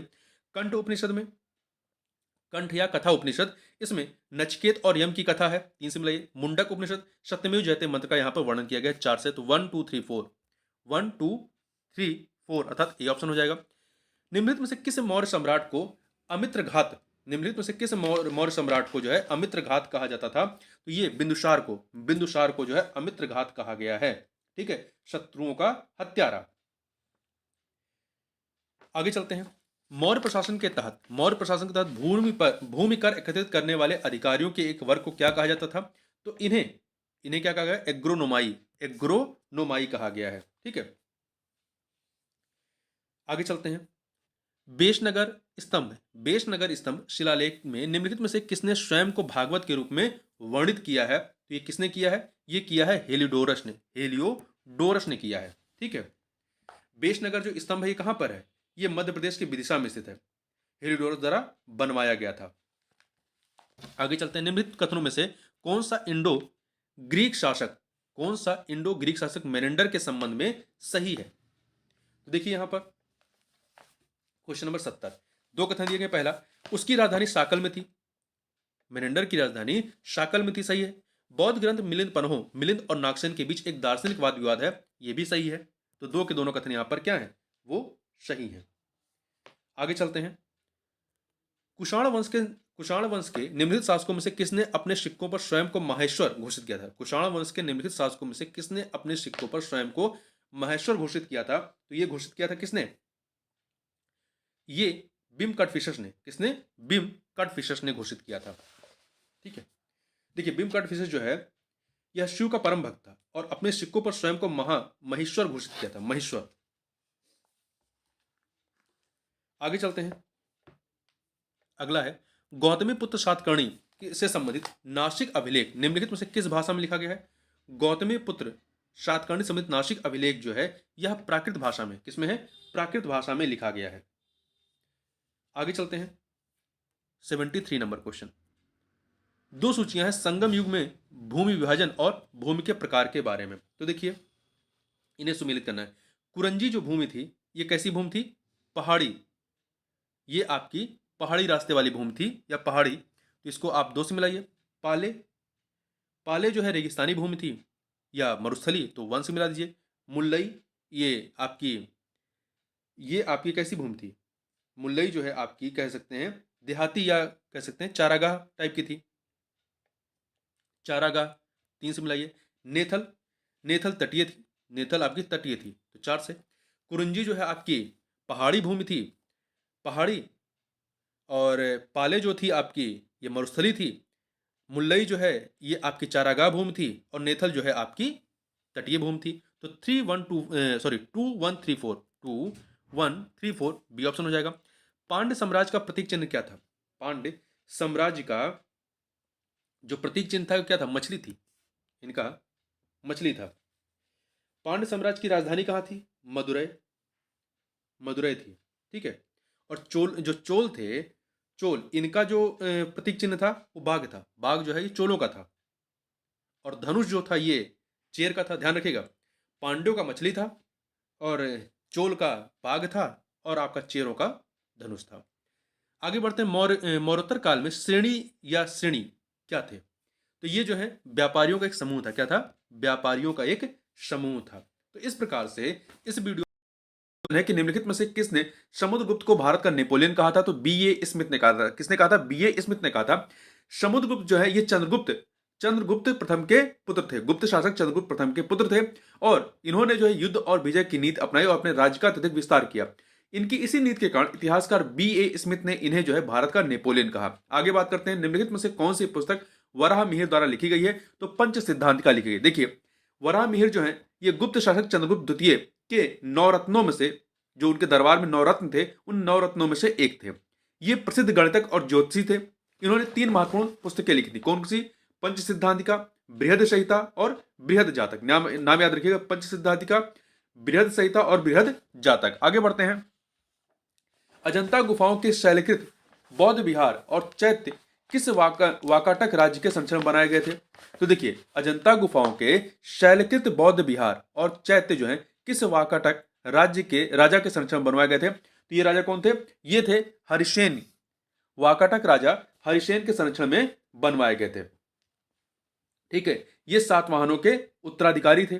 जो वाकाटक शासक थे ये सातवाहनों के उत्तराधिकारी थे। आगे चलते हैं।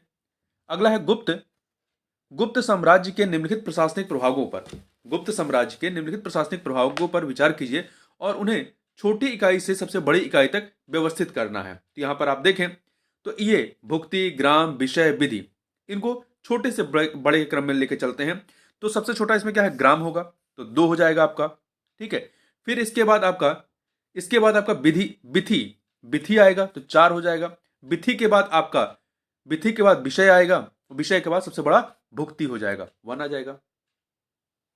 ठीक है, तो देखिए ग्राम के ऊपर जो है आपका विधि है। विधि क्या होता है? ये सब डिस्ट्रिक्ट होता है। जबकि आपका विषय जो है ये डिस्ट्रिक्ट जिला होता था। ठीक है, जिला हो गया। और आपका भुक्ति जो है, भुक्ति, ये प्रोविंस अर्थात प्रांत होते थे। ठीक है, ये क्या थे? प्रांत होते थे। तो सबसे छोटा ग्राम, उससे बड़ा विधि, उससे बड़ा विषय और उससे बड़ा भुक्ति हो गया। तो आपका 2431 ए ऑप्शन। निम्नलिखित में से कौन बीजगणित के जनक और भारत के सबसे पहले ज्ञात खगोल शास्त्री हैं? बीजगणित के जनक और भारत के सबसे पहले ज्ञात खगोल शास्त्री कौन है? तो ये हैं आपके आर्यभट्ट प्रथम। ठीक है, इन्होंने आर्यभट्टीय एवं आर्यभट्टीय सिद्धांत नामक 2 खगोल शास्त्री ग्रंथ लिखे हैं। आगे चलते हैं। निम्नलिखित में से कौन सा 16 महाजनपदों में से एक नहीं है? गंधार, कंबोज, पांचाल, कौशांबी में से कौन 16 महाजनपदों में शामिल नहीं है? तो जो कौशांबी है, कौशांबी ये राजधानी है। वत्स जो महाजनपद है उसकी राजधानी है। ठीक है, ये 16 महाजनपदों में नहीं गिना जाता है। तो यहां पर डी ऑप्शन। आगे बढ़ते हैं। 2 सूचियां दी गई हैं। महाजनपद में अधिकारी और उनके संबद्ध कार्य क्या थे, इन्हें हमें सुमेलित करना है। तो यहां पर आप देखें, व्यवहारिक जो है ये न्याय से संबंधित है। व्यवहारिक जो है न्याय से संबंधित थे, अर्थात 2 से मिला दीजिए। सर्वार्थक ये क्या थे? ये आपके सामान्य मामलों को देखते थे। ये सामान्य मामले इनके पास होते थे, तो यहां पर 1 से मिला दीजिए। गणक क्या होते थे? गणक मुख्य लेखाकार होते थे। क्या होते थे? मुख्य लेखाकार, 4 से मिला दीजिए। भाग दुघ ये भाग का संग्रह करने वाले थे। 3 से मिला दीजिए। तो 2143 बी ऑप्शन हो जाएगा। आगे बढ़ते हैं। तेलुगु कृति अमुक्त माल्यादा के लेखक कौन थे? इसके लेखक थे कृष्ण देव राय। ठीक है, अमुक्त माल्यादा विजयनगर राजवंश के कृष्णदेव राय द्वारा रचित तेलुगु में एक महाकाव्य कविता है। तो यहां पर डी ऑप्शन हो जाएगा। तांडव नृत्य मुद्रा में नटराज की मूर्ति निम्नलिखित में से किस साम्राज्य से संबंधित है? तो ये चोल साम्राज्य से। किस साम्राज्य से? चोल साम्राज्य से संबंधित है। अगला है, निम्नलिखित में से कौन बाणभट्ट द्वारा लिखा गया है? तो इन चारों में से कृतियों में से हर्षचरित, पार्वती परिणय, मयूर शतक, वाक्यपदीय में से वाणभट्ट के द्वारा कौन सी रचना की गई है? तो हर्षचरित जो है ये वाणभट्ट के द्वारा लिखी गई है। नहीं, 4 है, इसमें से बताना है कौन कौन से लिखी गई। ठीक है, तो यहां पर देखिए, हर्षचरित और पार्वती परिणय ये दोनों रचनाएं जो हैं ये किसकी हैं? ये वाणभट्ट की हैं या बाणभट्ट की। तो यहां पर 1 और 2, तो डी ऑप्शन हो जाएगा। जबकि मयूर शतक जो है ये मयूर के द्वारा लिखी गई है और वाक्यपदी जो है ये भर्तृहरि के द्वारा लिखी गई है। आगे चलते हैं। कुतुबुद्दीन ऐबक के संबंध में निम्नलिखित में से कौन सा कथन जो है वो सही नहीं है? कुतुबुद्दीन ऐबक के संबंध में तो देखिए, पहला, अजमेर में कुव्वत उल इस्लाम मस्जिद के निर्माण का श्रेय उन्हें दिया जाता है। अजमेर में कुव्वत उल इस्लाम मस्जिद के निर्माण का श्रेय जो है वो कुतुबुद्दीन ऐबक को दिया जाता है। तो यहां पर देखिए, ये जो आपका कुव्वत उल इस्लाम मस्जिद है ये कहां पर है? ये अजमेर में नहीं है, ये दिल्ली में है। कहां पर है? ये अजमेर में नहीं है। देखिए, कुतुबुद्दीन ऐबक को कुव्वत उल इस्लाम मस्जिद दिल्ली, 2.5 दिन का झोपड़ा जो है वो अजमेर में है। और कुतुब मीनार जो कि सूफी संत कुतुबुद्दीन बख्तियार काकी की सुन्नत वरमाना इन्होंने प्रारंभ किया था, जिसका निर्माण जो है वो इल्तुतमिश के द्वारा पूरा किया गया था। तो यहां पर जो अजमेर वाला है ये अजमेर में नहीं बल्कि दिल्ली में है, इसलिए ये गलत हो गया। बी, इन्होंने कुतुब मीनार का निर्माण कार्य प्रारंभ करा, सही है। इन्हें लाख बख्श के नाम से जाना जाता है, ये भी सही है। हसन निजामी और फकरुद्दीन उसके शासन काल में आश्रय प्राप्त लेखक थे, ये भी सही है, हसन निजामी और फकरुद्दीन। अगला है एकता प्रणाली के संदर्भ में निम्नलिखित में से कौन सा कथन जो है वो सही नहीं है। तो देखिए, पहला, यह कृषि पर कर लगाने की प्रथा थी। एकता प्रणाली जो है ये कृषि पर कर लगाने की एक क्या थी, प्रथा थी, सही है। इसमें वंशानुगत के प्रावधान थे, नहीं, यह प्रणाली वंशानुगत नहीं थी, तो यहां पे भी सही नहीं है। इसके अंतर्गत एक अधिकारी को वेतन के बदले एक क्षेत्र से राजस्व का अनुदान दिया जाता था, ये सही है। इसने सल्तनत के दूरस्थ हिस्से को केंद्र सरकार से जोड़ने में सहायता की, सही है। देखिए, इल्तुतमिश ने जो है ये एकता प्रणाली प्रारंभ की थी। उसने जो है दिल्ली सल्तनत में एकता प्रणाली प्रारंभ की, जो कर कृषि की एक प्रथा थी, जो एग्रीकल्चर टैक्स था उसकी एक प्रथा थी। एकता प्रणाली के अंतर्गत एक अधिकारी को वेतन के बदले एक क्षेत्र से राजस्व का अनुदान दिया जाता था, हालांकि एकता प्रणाली वंशानुगत नहीं थी। अगला है सैयद वंश का संस्थापक कौन था। सैयद वंश का संस्थापक जो है ये खज्री खान था, खज्री खान। सैयद राजवंश की स्थापना खज्री खान के द्वारा की गई थी, जो मुल्तान का गवर्नर और भारत में तैमूर का नवाब था। आगे बढ़ते हैं, अगला है 89 नंबर क्वेश्चन। बाबर के संदर्भ में निम्नलिखित कथनों पर विचार कीजिए। यहां पर दो कथन दिए गए हैं, बताना सही कौन सा है। पहला, वह नक्शबंदिया, बाबर जो है नक्शबंदिया सूफी ख्वाजा उबैदुल्लाह अरहार के अनुयायी था। वह नक्शबंदिया सूफी ख्वाजा उबैदुल्लाह अरहार के अनुयायी थे, ये सही है। दूसरा, चंदेरी का युद्ध 1527 में बाबर और मालवा के राजपूत शासक मेदिनी राय के बीच लड़ा गया, ये भी सही है। दो के दोनों कथन यहां पर क्या है, सही है, ठीक है। तो चंदेरी का युद्ध, देखिए यहां चंदेरी का युद्ध जो 1527 नहीं 1528 है, खानवा का युद्ध जो है वो 1527 में होता है, ये ध्यान रखिएगा, ठीक है। तो यहां पर आपका दो के दोनों कथन सही है। ऐसे देखा जाए, अगर सन के हिसाब से देखेंगे तो पहला सही दूसरा गलत हो जाएगा। आगे बढ़ते हैं, अगला है 90 नंबर क्वेश्चन है। निम्नलिखित में से कौन सा कथन जो है वो सही नहीं है, कौन सा कथन आपका सही नहीं है। देखिए, हुमायूं ने लाहौर में जमाली मस्जिद एवं ईशा खान मस्जिद का निर्माण कराया, ये गलत है, ये कथन जो है ये गलत है। देखिए, हुमायूं ने जो है दिल्ली में एक नया शहर बसाया जिसका नाम उसने दीन पनाह रखा, तथा दिल्ली में जमाली मस्जिद एवं ईशा खान, दिल्ली में जमाली मस्जिद और ईशा खान की मस्जिद का निर्माण करा, तो लाहौर में नहीं बनवाया था, ध्यान रखिएगा। हुमायूं ने जो है दिल्ली में एक नया शहर बसाया जिसका नाम दीन पनाह रखा, तथा दिल्ली में ही जमाली मस्जिद और ईशा खान की मस्जिद का निर्माण करा, ना कि लाहौर में, इसलिए पहला वाला जो है ए ऑप्शन वो गलत है। बी, शेरशाह सूरी ने रोहतास किला बनवाया जो पाकिस्तान में स्थित यूनेस्को विश्व धरोहर स्थल है, सही है। शेरशाह सूरी के समय मौजा प्रशासन का निम्नतम स्तर था, ये भी सही है, मौजा जो है वो प्रशासन का निम्नतम स्तर था। डी, हुमायूं का मकबरा 1570 ईस्वी में बनवाया गया था और 1993 ईस्वी में यूनेस्को द्वारा इसे विश्व धरोहर स्थल के रूप में मान्यता दी गई, ये कथन भी सही है आपका, ठीक है। तो इस प्रकार ए वाला आपका गलत है, बाकी सब सही है। आगे चलते हैं, अगला प्रश्न देखते हैं। अकबर के संदर्भ में निम्नलिखित कथनों पर विचार कीजिए। दो कथन है, थॉमस रो उनके दरबार में आने वाले पहले अंग्रेज थे, ये कथन आपका गलत है। देखिए, रॉल्फ फिच जो है, रॉल्फ फिच पहला अंग्रेज व्यक्ति था जो अकबर के दरबार में आया था, ना कि थॉमस रो, पहला कथन आपका गलत हो गया, ठीक है। देखिए, अगला जो है दूसरा कथन, उनका अंतिम अभियान 1601 ईस्वी में गोलकुंडा के विरुद्ध था। अकबर का जो अंतिम अभियान था वो 1601 ईस्वी में गोलकुंडा के विरुद्ध था, ये कथन भी आपका गलत है, क्योंकि अकबर का अंतिम अभियान 1601 ईस्वी में तो था, परंतु अशीरगढ़ खान देश के विरुद्ध था, अशीरगढ़ अर्थात खान देश के विरुद्ध था। तो दो का दोनों कथन यहाँ पे गलत है, डी ऑप्शन हो जाएगा। आगे बढ़ते हैं, दो सूचियां हैं, इन्हें हमें क्या करना है, सुमेलित करना है। तो देखिए, वकिया नवीश, वकिया नवीश क्या होते हैं, वकिया नवीश जो है समाचार विवरण करने वाला, समाचार विवरण करने वाला, अर्थात आपका वकिया नवीश कुछ चार से मिला देंगे, ठीक है। वहीं पे दूसरा जो है दरोगा, दरोगा ए डाक, दरोगा ए डाक क्या, संचार माध्यम, दरोगा डाक संचार माध्यम, तो चार के बाद आपका दो आ जाएगा, ठीक है। फिर अगला जो है मुकद्दम, मुकद्दम क्या है, ग्राम का मुखिया, मुकद्दम ग्राम का मुखिया, तो चार दो एक हो जाएगा।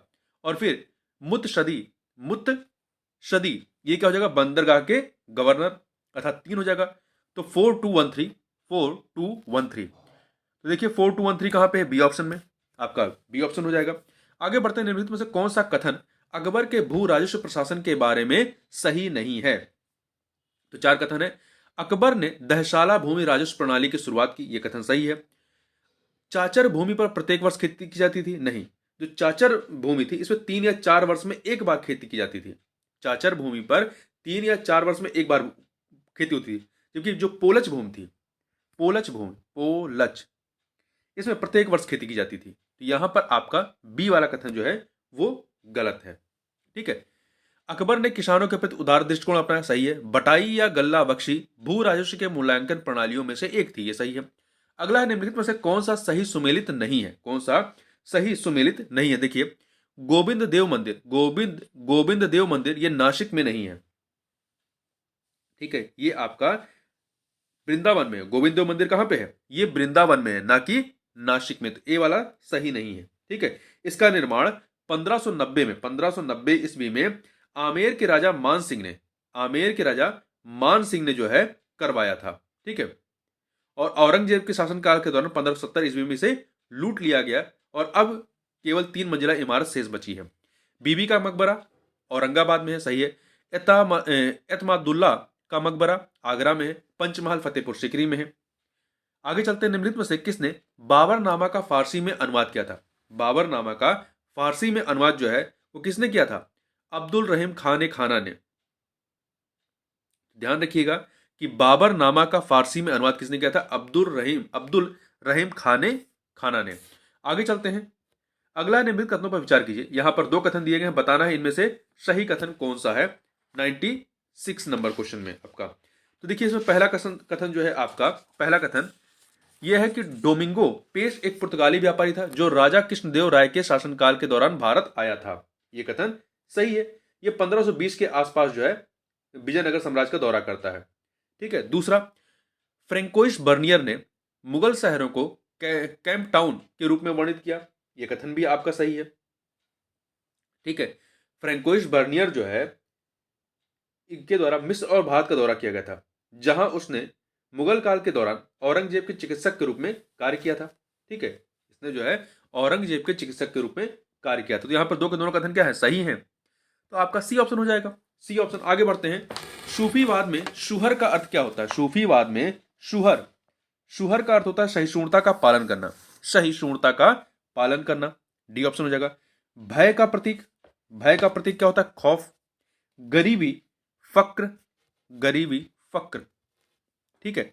फक्र का अर्थ होता है गरीबी, और भय का प्रतीक जो हो गया आपका वो है आपका भय, खौफ। और मोक्ष प्राप्त के लिए समर्पण, ये रिजा, मोक्ष प्राप्त के लिए समर्पण के लिए शब्द क्या होता है, रिजा होता है, ठीक है। और मुरीद अनुयायी होते हैं। जिक्र भगवान के नाम का पाठ होता है। जुलाद दयालुता होती है, ठीक है। शुहर सहिष्णुता का पालन होता है, और जबकि शुकर लिखा होगा तो क्या होगा, दायित्व स्वीकार करना। आगे चलते हैं, मराठा जो है स्थानीय और प्रांतीय प्रशासन के संदर्भ में आरोही क्रम में कौन सा निम्नलिखित में से सही क्रम है। आरोही मतलब बड़े से छोटे के क्रम में। तो अब देखिए यहां पर कौन सा सही है। तो सबसे छोटा आपका क्या है, मौजा से बड़ा परगना से बड़ा तरफ, उसके बाद आपका प्रांत आता है, ठीक है। तो मौजा आपका गांव होता था, मौजा गांव, परगना मतलब उपजिला, फिर उसके बाद तरफ मतलब जिला, और फिर प्रांत मतलब प्रांत, आपका प्रदेश हो गया। ये ऑप्शन हो जाएगा। अगला है, मोदी लीप का उपयोग निम्नलिखित के दस्तावेजों में किया गया था। मोदी लीप का उपयोग निम्नलिखित के दस्तावेजों में किया गया था। किसके दस्तावेजों में, तो मराठाओं के दस्तावेजों। देखिए मोदी या मोडी कहते हैं। लीप को मुड़िया के नाम से भी जाना जाता है। मोडी शब्द मराठी क्रिया मोदने तोड़ने से बना है, ठीक है। आगे बात करते हैं, निम्नलिखित में से कौन सा या विद्वान दर्शन का जो युग्म है वो सुमेलित नहीं है। तो यहां पर आप देखें, शंकराचार्य का संबंध अद्वैत से है, रामानुज का विशिष्ट अद्वैतवाद से है, निम्बार्क का द्वैताद्वैत से है, द्वैत से है, परंतु वल्लभाचार्य का संबंध जो है वो द्वैत से नहीं है। वल्लभाचार्य का संबंध जो है वो शुद्धाद्वैत से है। किससे है, शुद्धाद्वैत से है या शुद्ध अद्वैतवाद से है। तो यहां पर द्वैत से नहीं है, तो डी वाला यहां पर जो है आपका सही नहीं है, ठीक है। आगे चलते हैं। अगला है निम्नलिखित कथनों में से कौन सा सही है। निम्नलिखित कथनों में से कौन सा सही है ये बताना। देखिए, पहला, प्रथम आंग्ल मैसूर युद्ध अंग्रेजों की हार के साथ समाप्त होता है। प्रथम आंग्ल मैसूर युद्ध जो है वो अंग्रेजों की हार के साथ समाप्त होता है। तो ये कथन जो है आपका सही नहीं है। देखिए, प्रथम आंग्ल मैसूर युद्ध जो है ये आपका 1767 से लेकर के 69 तक चलता है। यह युद्ध बिना किसी निष्कर्ष के 1.5 वर्ष तक चलता है और मद्रास की संधि के साथ समाप्त होता है। दूसरा, द्वितीय आंग्ल मैसूर युद्ध में सर आयरकूट के नेतृत्व में अंग्रेजों ने हैदर अली को पराजित किया था। तो जो द्वितीय आंग्ल मैसूर युद्ध होता है 1780 से 84 के मध्य में होता है। ठीक है, तो इसमें जो है मैसूर की हार होती है हैदर अली की, सही है। तीसरा, तृतीय आंग्ल मराठा युद्ध में तृतीय आंग्ल मैसूर युद्ध में लॉर्ड मिंटो के नेतृत्व में अंग्रेजों ने टीपू सुल्तान को पराजित किया था, ये गलत है। तृतीय आंग्ल मैसूर युद्ध जो होता है ये आपका 1790-92 में होता है। वर्ष 1791 में लॉर्ड कॉर्नवालिस ने नेतृत्व संभाला और एक बड़ी सेना के मुखिया के रूप में अंबूर और बेल्लोर से बेंगलुरु में कब्जा कर लिया। तो यहां पर जो नेतृत्व किसने किया था, लॉर्ड मिंटो ने, बल्कि लॉर्ड कॉर्नवालिस ने किया था। तो यहां पर आपका सी वाला गलत है। डी, चतुर्थ आंग्ल मैसूर युद्ध में आर्थर बेलेजली के नेतृत्व में अंग्रेजों ने श्रीरंगपट्टम में टीपू सुल्तान को पराजित किया, सही है। आगे बढ़ते हैं। अगला है, निम्नलिखित युद्धों पर विचार कीजिए और उन्हें कालानुक्रमिक क्रम में व्यवस्थित कीजिए।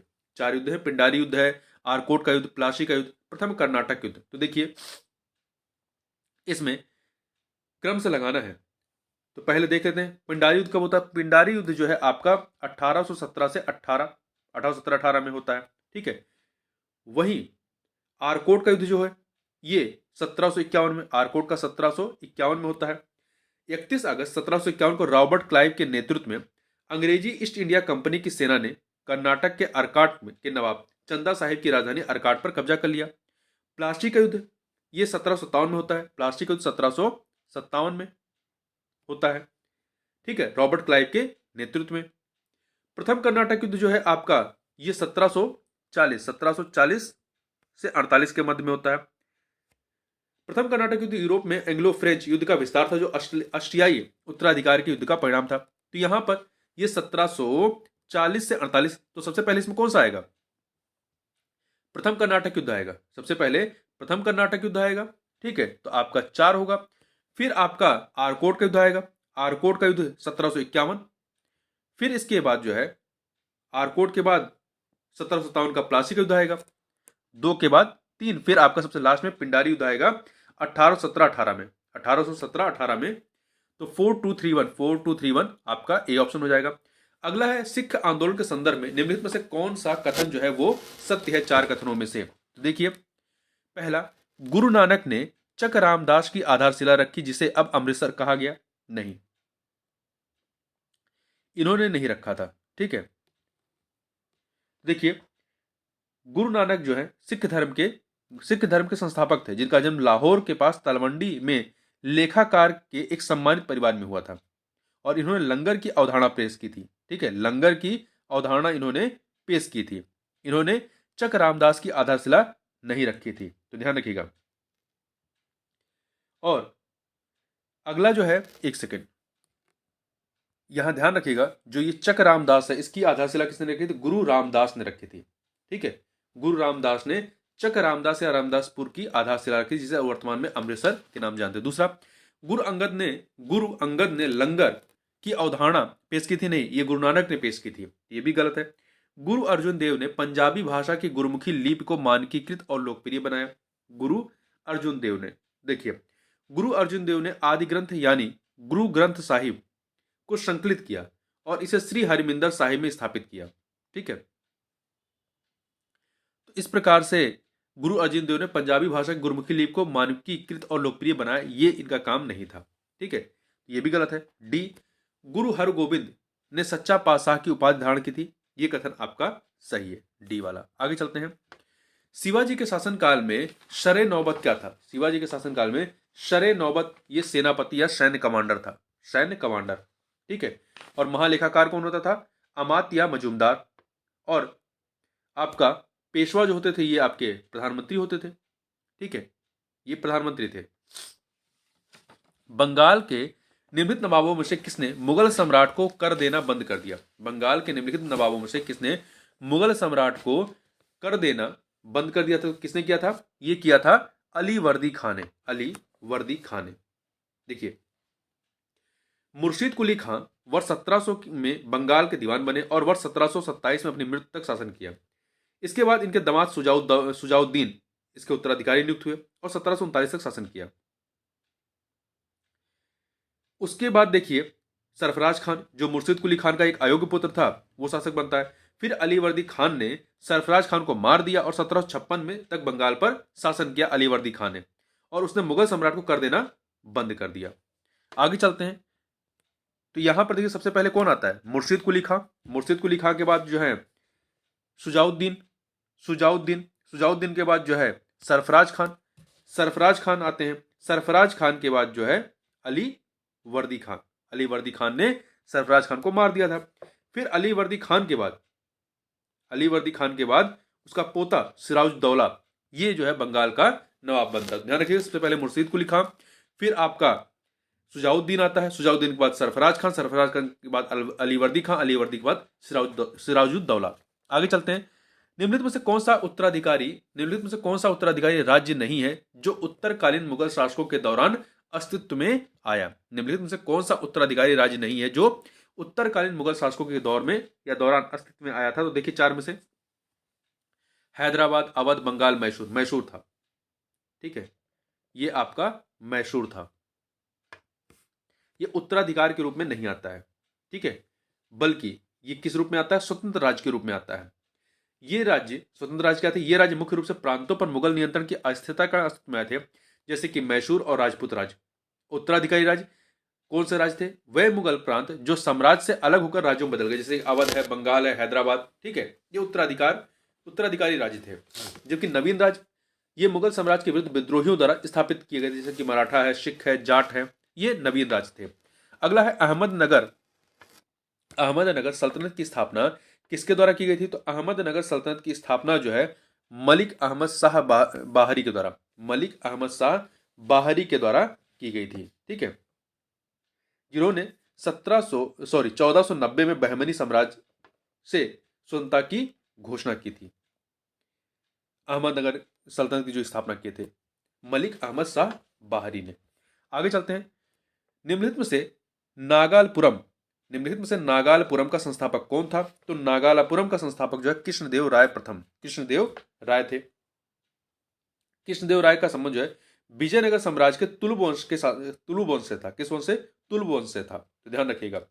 इन्होंने अपनी मां के नाम पर विजयनगर के पास नागालपुरम नामक एक टाउनशिप, उपनगरीय टाउनशिप की स्थापना की थी, तो ध्यान रखिएगा।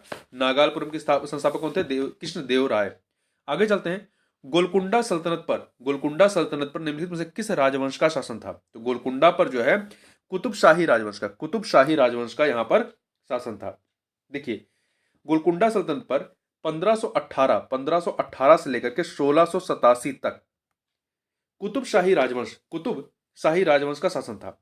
इनकी प्रारंभिक राजधानी गोलकुंडा और उसके पश्चात हैदराबाद हो जाती है 1591 में, 1591 में, ठीक है। आगे चलते हैं, अगला है बहमनी साम्राज्य के संदर्भ में निम्नलिखित में से कौन सा कथन जो है वो सही है? दो कथन यहां पर दिए गए हैं, दो कथन। पहला है अलाउद्दीन बहमन शाह ने प्रशासन का सामंतवादी प्रारूप अपनाया, ये सही है। अलाउद्दीन बहमन शाह ने प्रशासन का सामंतवादी प्रारूप अपनाया, ये कथन आपका सही है। दूसरा, दौलताबाद के निकट फिरोज शाह बहमनी द्वारा एक वेधशाला बनवाई गई, ये भी कथन आपका सही है। दो के दोनों कथन यहां पर क्या है? सही है। ध्यान रखिए, फिर से सुन लीजिए बहमनी साम्राज्य के बारे में। अलाउद्दीन बहमन शाह जो है ने प्रशासन का सामंतवादी प्रारूप अपनाया। दूसरा, दौलताबाद के निकट फिरोज शाह बहमनी द्वारा एक वेधशाला बनवाई गई थी। आगे चलते हैं, अगला है निम्नलिखित में से कौन सा देश हॉकी विश्व कप 2023 में प्रथम उपविजेता रहा? तो कौन सा देश रहा है? तो देखिए, इसमें बेल्जियम, जर्मनी ने बेल्जियम को हरा करके भारत के उड़ीसा में आयोजित हॉकी विश्व कप 2023 जीता। तो किसने जीता? जर्मनी ने। और सेकंड नंबर पे कौन रहा है? बेल्जियम रहा है, ठीक है। तो यहां पर आपका बी ऑप्शन हो जाएगा। देखिए, पुरुष हॉकी विश्व कप में पाकिस्तान अभी तक सबसे सफल देश है, जिसने 4 खिताब 1971 में, 1978 में, फिर 82 में, फिर 94 में जीता है। ठीक है, जबकि नीदरलैंड, ऑस्ट्रेलिया और जर्मनी ने जो है 3-3 बार विश्व कप जीते हैं। आगे चलते हैं। निम्नलिखित में से किस स्थान पर भारत का पहला ऑनलाइन गेमिंग उत्कृष्टता केंद्र स्थापित किया गया है? तो ये कहां पर किया गया है? ये शिलोंग में। कहां पर? शिलोंग में किया गया है। ठीक है, आगे बढ़ते हैं। अगला है, भारत के 78वें ग्रैंड मास्टर कौन बन गए हैं? तो ये हैं आपके कोलकाता के 19 वर्षीय शतरंज खिलाड़ी कौस्तव चटर्जी। और कौस्तव पश्चिम बंगाल के 10वें ग्रैंड मास्टर है, जबकि ओवरऑल 78वें ग्रैंड मास्टर बन गए हैं। ठीक है, अगला प्रश्न है, निम्नलिखित पदक विजेताओं पर विचार कीजिए जिनको पुरस्कार दिया गया है। मुलायम सिंह यादव, श्री श्रीनिवास वर्धन, श्री जाकिर हुसैन। उपरोक्त में से किसे पद्म विभूषण सम्मानित किया गया है? तो देखिए, 2023 के जो पद्म विभूषण थे उसमें उसमें कितने लोग शामिल थे? 6 लोग शामिल थे। तो ये 6 लोग कौन कौन से? इसमें मुलायम सिंह यादव थे, श्रीनिवास वर्धन थे, श्री जाकिर हुसैन थे, इसके अतिरिक्त श्री MS कृष्णा, श्री बालकृष्ण दोषी और श्री दिलीप महालनोबिस। ये 6 लोग जो है इसमें शामिल थे। 1 2 3 यहाँ पे 3 के तीनों शामिल है। ठीक है, जिसमें से बालकृष्ण दोषी को मरणोपरांत, श्री दिलीप महानोबिस को मरणोपरांत और मुलायम सिंह यादव को भी मरणोपरांत। तो 6 में से 3 को जीवित रहते हुए और 3 को मरणोपरांत दिया गया था। आगे चलते हैं। निम्नलिखित में से किस स्थान पर विश्व का पहला ताड़पत्ता पांडुलिपि संग्रहालय स्थापित किया गया है? तो ये संग्रहालय कहां स्थापित किया गया है? ये किया गया है आपका केरल में। ठीक है, केरल के तिरुवनंतपुर जिले में किया गया है। ठीक है, यह राज्य सरकार के तहत केंद्रीय अभिलेखागार के रूप में कार्य करता है। आगे चलते हैं। हाल ही में भारतीय प्रधानमंत्री ने निम्नलिखित में से किस स्थान पर टेंट सिटी का उद्घाटन किया है? तो कहां पर? बनारस में। ठीक है, बनारस में। निम्नलिखित में से किस राज्य को पहला पूर्ण डिजिटल बैंकिंग राज्य घोषित किया गया है? निम्नलिखित में से किस राज्य को पहला पूर्ण डिजिटल बैंकिंग राज्य घोषित किया गया है? तो यह घोषित किया गया है केरल को। ठीक है, निम्नलिखित में किस स्थान पर 17वें प्रवासी भारतीय दिवस का आयोजन किया गया? मध्य प्रदेश के इंदौर में किया गया है। ठीक है, ये 8 से 10 जनवरी 2023 के मध्य में किया गया था और इसकी थीम क्या थी? प्रवासी अमृत काल में भारत की प्रगति में विश्वसनीय भागीदार। आगे चलते हैं। निम्नलिखित में से किस नदी के नीचे भारत की पहली अंडर वाटर मेट्रो का संचालन प्रारंभ होगा? तो यह हुगली नदी के नीचे। ठीक है, और ये मेट्रो लाइन जो होगी ये कोलकाता होते हुए सॉल्ट लेक को हावड़ा से जोड़ेगी। आगे चलते हैं। सामरिक दृष्टि से महत्वपूर्ण शियोम ब्रिज का निर्माण किया गया है। कहां पर किया गया है? तो शियोम ब्रिज का निर्माण जो है आपका कहां पर किया गया है? अरुणाचल प्रदेश में। ठीक है, जिसका उद्घाटन रक्षा मंत्री राजनाथ सिंह ने किया। आगे चलते हैं। अगला है तमु लोसर द्वारा मनाया जाने वाला एक प्रमुख त्योहार है। किसके द्वारा मनाया जाने वाला त्योहार है? तो ये नेपाली त्योहार है। तमु लोसर जो है ये एक नेपाली त्योहार है। तमु लोसर, जिसे तमु लोसर भी कहा जाता है। ये भारतीय पूर्वोत्तर राज्यों में गुरुंग समुदाय द्वारा मनाया जाने वाला एक प्रमुख नेपाली बौद्ध त्योहार है। ठीक है, यह गुरुंग नववर्ष की शुरुआत का प्रतीक है। आगे बढ़ते हैं। निम्नलिखित में से कौन सा भारत का पहला संविधान साक्षर जिला बन गया है? पहला संविधान साक्षर जिला बन गया है, कौन सा है? ये जो है भारतीय जिला कोल्लम। कौन सा है? कोल्लम जिला। कहां का है? केरल का कोल्लम जिला। आगे चलते हैं। विश्व का सबसे बड़ा पूर्ण क्षमता वाले हॉकी स्टेडियम का उद्घाटन किया गया। कहां पर किया गया है? तो राउरकेला में। कहां पर? राउरकेला। देखिए, बिरसा मुंडा अंतर्राष्ट्रीय हॉकी स्टेडियम को आधिकारिक तौर पर विश्व के सबसे बड़े क्षमता वाले हॉकी स्टेडियम के रूप में मान्यता दी गई है। यह भारत के राउरकेला में स्थित है। कहां पर? भारत के राउरकेला में स्थित है, तो ध्यान रखिएगा। और राउरकेला कहां पे? उड़ीसा में। ठीक है, तो उड़ीसा में ये स्टेडियम है। आगे बढ़ते हैं। निम्नलिखित में से किस शहर को आंध्र प्रदेश की नवीन राजधानी घोषित किया गया है? तो आंध्र प्रदेश की नवीन राजधानी किसे घोषित किया गया है? विशाखापत्तनम को। ठीक है, अपने 3 कैपिटल प्लान के भाग के रूप में दक्षिण भारतीय राज्य आंध्र प्रदेश ने विशाखापत्तनम को अपनी नवीन राजधानी घोषित किया है। अगला, निम्नलिखित में से किस देश ने हाल ही में यूरो को अपनी आधिकारिक मुद्रा के रूप में स्वीकार किया है? किसने स्वीकार किया है? तो क्रोशिया ने, ठीक है, क्रोशिया ने स्वीकार किया है। आगे बढ़ते हैं 1 जनवरी 2023 को। अगला है, हाल ही में मिसाइल पृथ्वी 2 खबरों में थी। जो पृथ्वी मिसाइल है कैसी है? तो यह जो है आपकी सतह से सतह मार करने वाली मिसाइल है। वर्ष 2023 के गणतंत्र दिवस परेड में सर्वश्रेष्ठ झांकी का पुरस्कार निम्नलिखित में से किस राज्य को प्रदान किया गया? तो ये जो प्रदान किया गया किसको? उत्तराखंड को किया गया था, ठीक है। अब चूंकि जब पीसीएस का परीक्षा होगी तब तक ये झांकियां वगैरह निकल जाएंगी, तो ये आपका अपडेट आपका आ जाएगा 2024 का, ठीक है। आगे चलते हैं, निम्नलिखित में से कौन नाटू नाटू गीत का गीतकार है जिसे गोल्डन ग्लोब पुरस्कार से सम्मानित किया गया? तो इनका नाम क्या है? इनका नाम है चंद्र बोस। क्या नाम है? चंद्र बोस। आगे बढ़ते हैं, अगला है, एक दिवसीय क्रिकेट इतिहास में निम्नलिखित में से कौन दोहरा शतक बनाने वाले सबसे कम उम्र के क्रिकेटर बन गए हैं? तो ये हैं कौन? इनका नाम है शुभमन गिल बन गए, ठीक है। दिसंबर 2022 में बांग्लादेश के खिलाफ इन्होंने बनाया था। तो ये भी थोड़ा सा पुराना करंट अफेयर हो जाएगा। आगे बढ़ते हैं, निम्नलिखित में से किस भारतीय संगीतकार ने अपना तीसरा ग्रैमी पुरस्कार जीता है? तो रिकी केज ने जीता है, ठीक है। उनके डिवाइन टाइडस एल्बम को बेस्ट इमर्सिव ऑडियो एल्बम श्रेणी में नामांकित किया गया था। अगला है, निम्नलिखित में से कौन सा शहर काला घोड़ा कला महोत्सव से सम्मानित है? तो ये कौन सा है? ये है आपका मुंबई, यहां पर होता है, ठीक है। अगला प्रश्न है, निम्नलिखित में से किसने national geographic pictures of the year जीता है? ये जीता है किसने? कार्तिक सुब्रमण्यम ने जीता है, ठीक है। अंतरराष्ट्रीय बौद्धिक संपदा सूचकांक 2023 में भारत का स्थान कौन सा है? तो देखिए, इसमें 55 अग्रणी वैश्विक अर्थव्यवस्थाओं में भारत का जो स्थान है 42वां है, 42 है, ठीक है। और अमेरिका शीर्ष पर है, और यूके दूसरे पे है, और फ्रांस तीसरे पे है। निम्नलिखित में से किसे विश्व बैंक समूह के अध्यक्ष के रूप में नियुक्त किया गया? अजय बंगा को। किसको?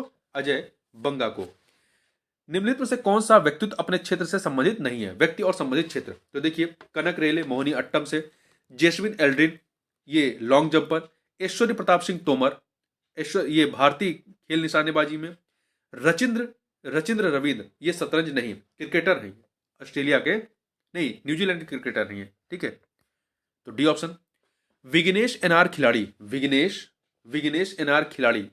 क्या है? ये फुटबॉल के किसके हैं? ये एक सेकंड, नहीं, ये जो है विग्नेश एनआर जो है शतरंज के खिलाड़ी हैं। भारत के शतरंज खिलाड़ी विग्नेश एनआर है, ठीक है, ध्यान रखिएगा। निम्नलिखित में से किसने विक्ट्री सिटी उपन्यास लिखा है? विक्ट्री सिटी उपन्यास जो है ये सलमान रुश्दी का 15वां उपन्यास है। याया तुसो झील हाल ही में चर्चा में रहा, यह कहां पे स्थित है? तो यह जो है आपका कहां पे, ध्यान रखिएगा, ये आपका लद्दाख में है, ठीक है।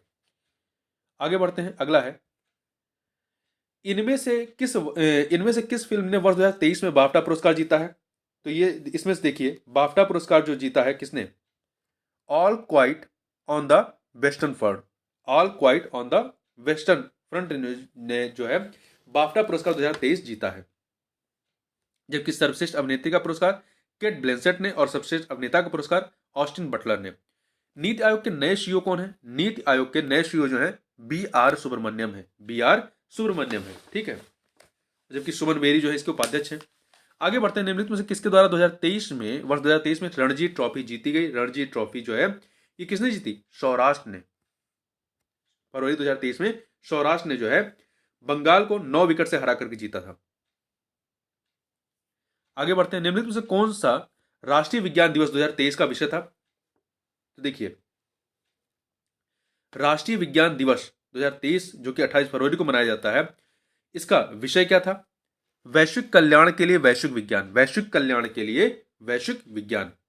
आगे बढ़ते हैं, अगला है, एक सेकंड, निम्नलिखित में से सामाजिक विकास आयोग के 62वें सत्र की अध्यक्षता किसके द्वारा की गई?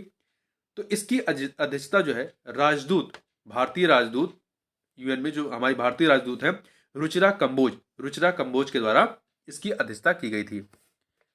ऑस्ट्रेलियन ओपन का पुरुष एकल खिताब, ऑस्ट्रेलियन ओपन का जो 2023 का ऑस्ट्रेलियन ओपन है, इसका पुरुष एकल का खिताब किसने जीता है?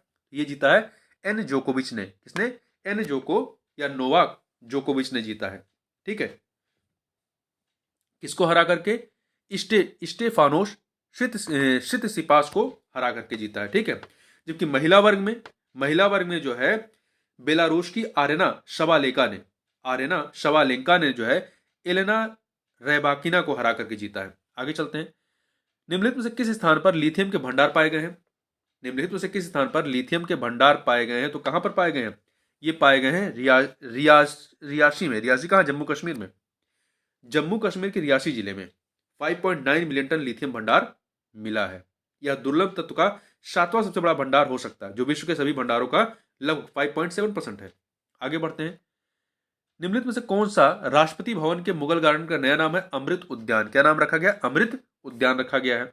आगे बढ़ते हैं। अगला है, भारी भूकंप के दौरान तुर्की तथा सीरिया की सहायता के लिए भारतीय सेना द्वारा निम्नलिखित में से कौन सा अभियान शुरू किया गया? तो ऑपरेशन क्या चलाया गया है? ऑपरेशन दोस्त। यहां पर ऑपरेशन दोस्त चलाया गया। ठीक है, ऑपरेशन गंगा यूक्रेन से जो लोगों को निकाला गया था उसके लिए चलाया गया था। आगे बढ़ते हैं। निम्नलिखित में से किसके द्वारा द पॉवर्टी ऑफ पॉलिटिकल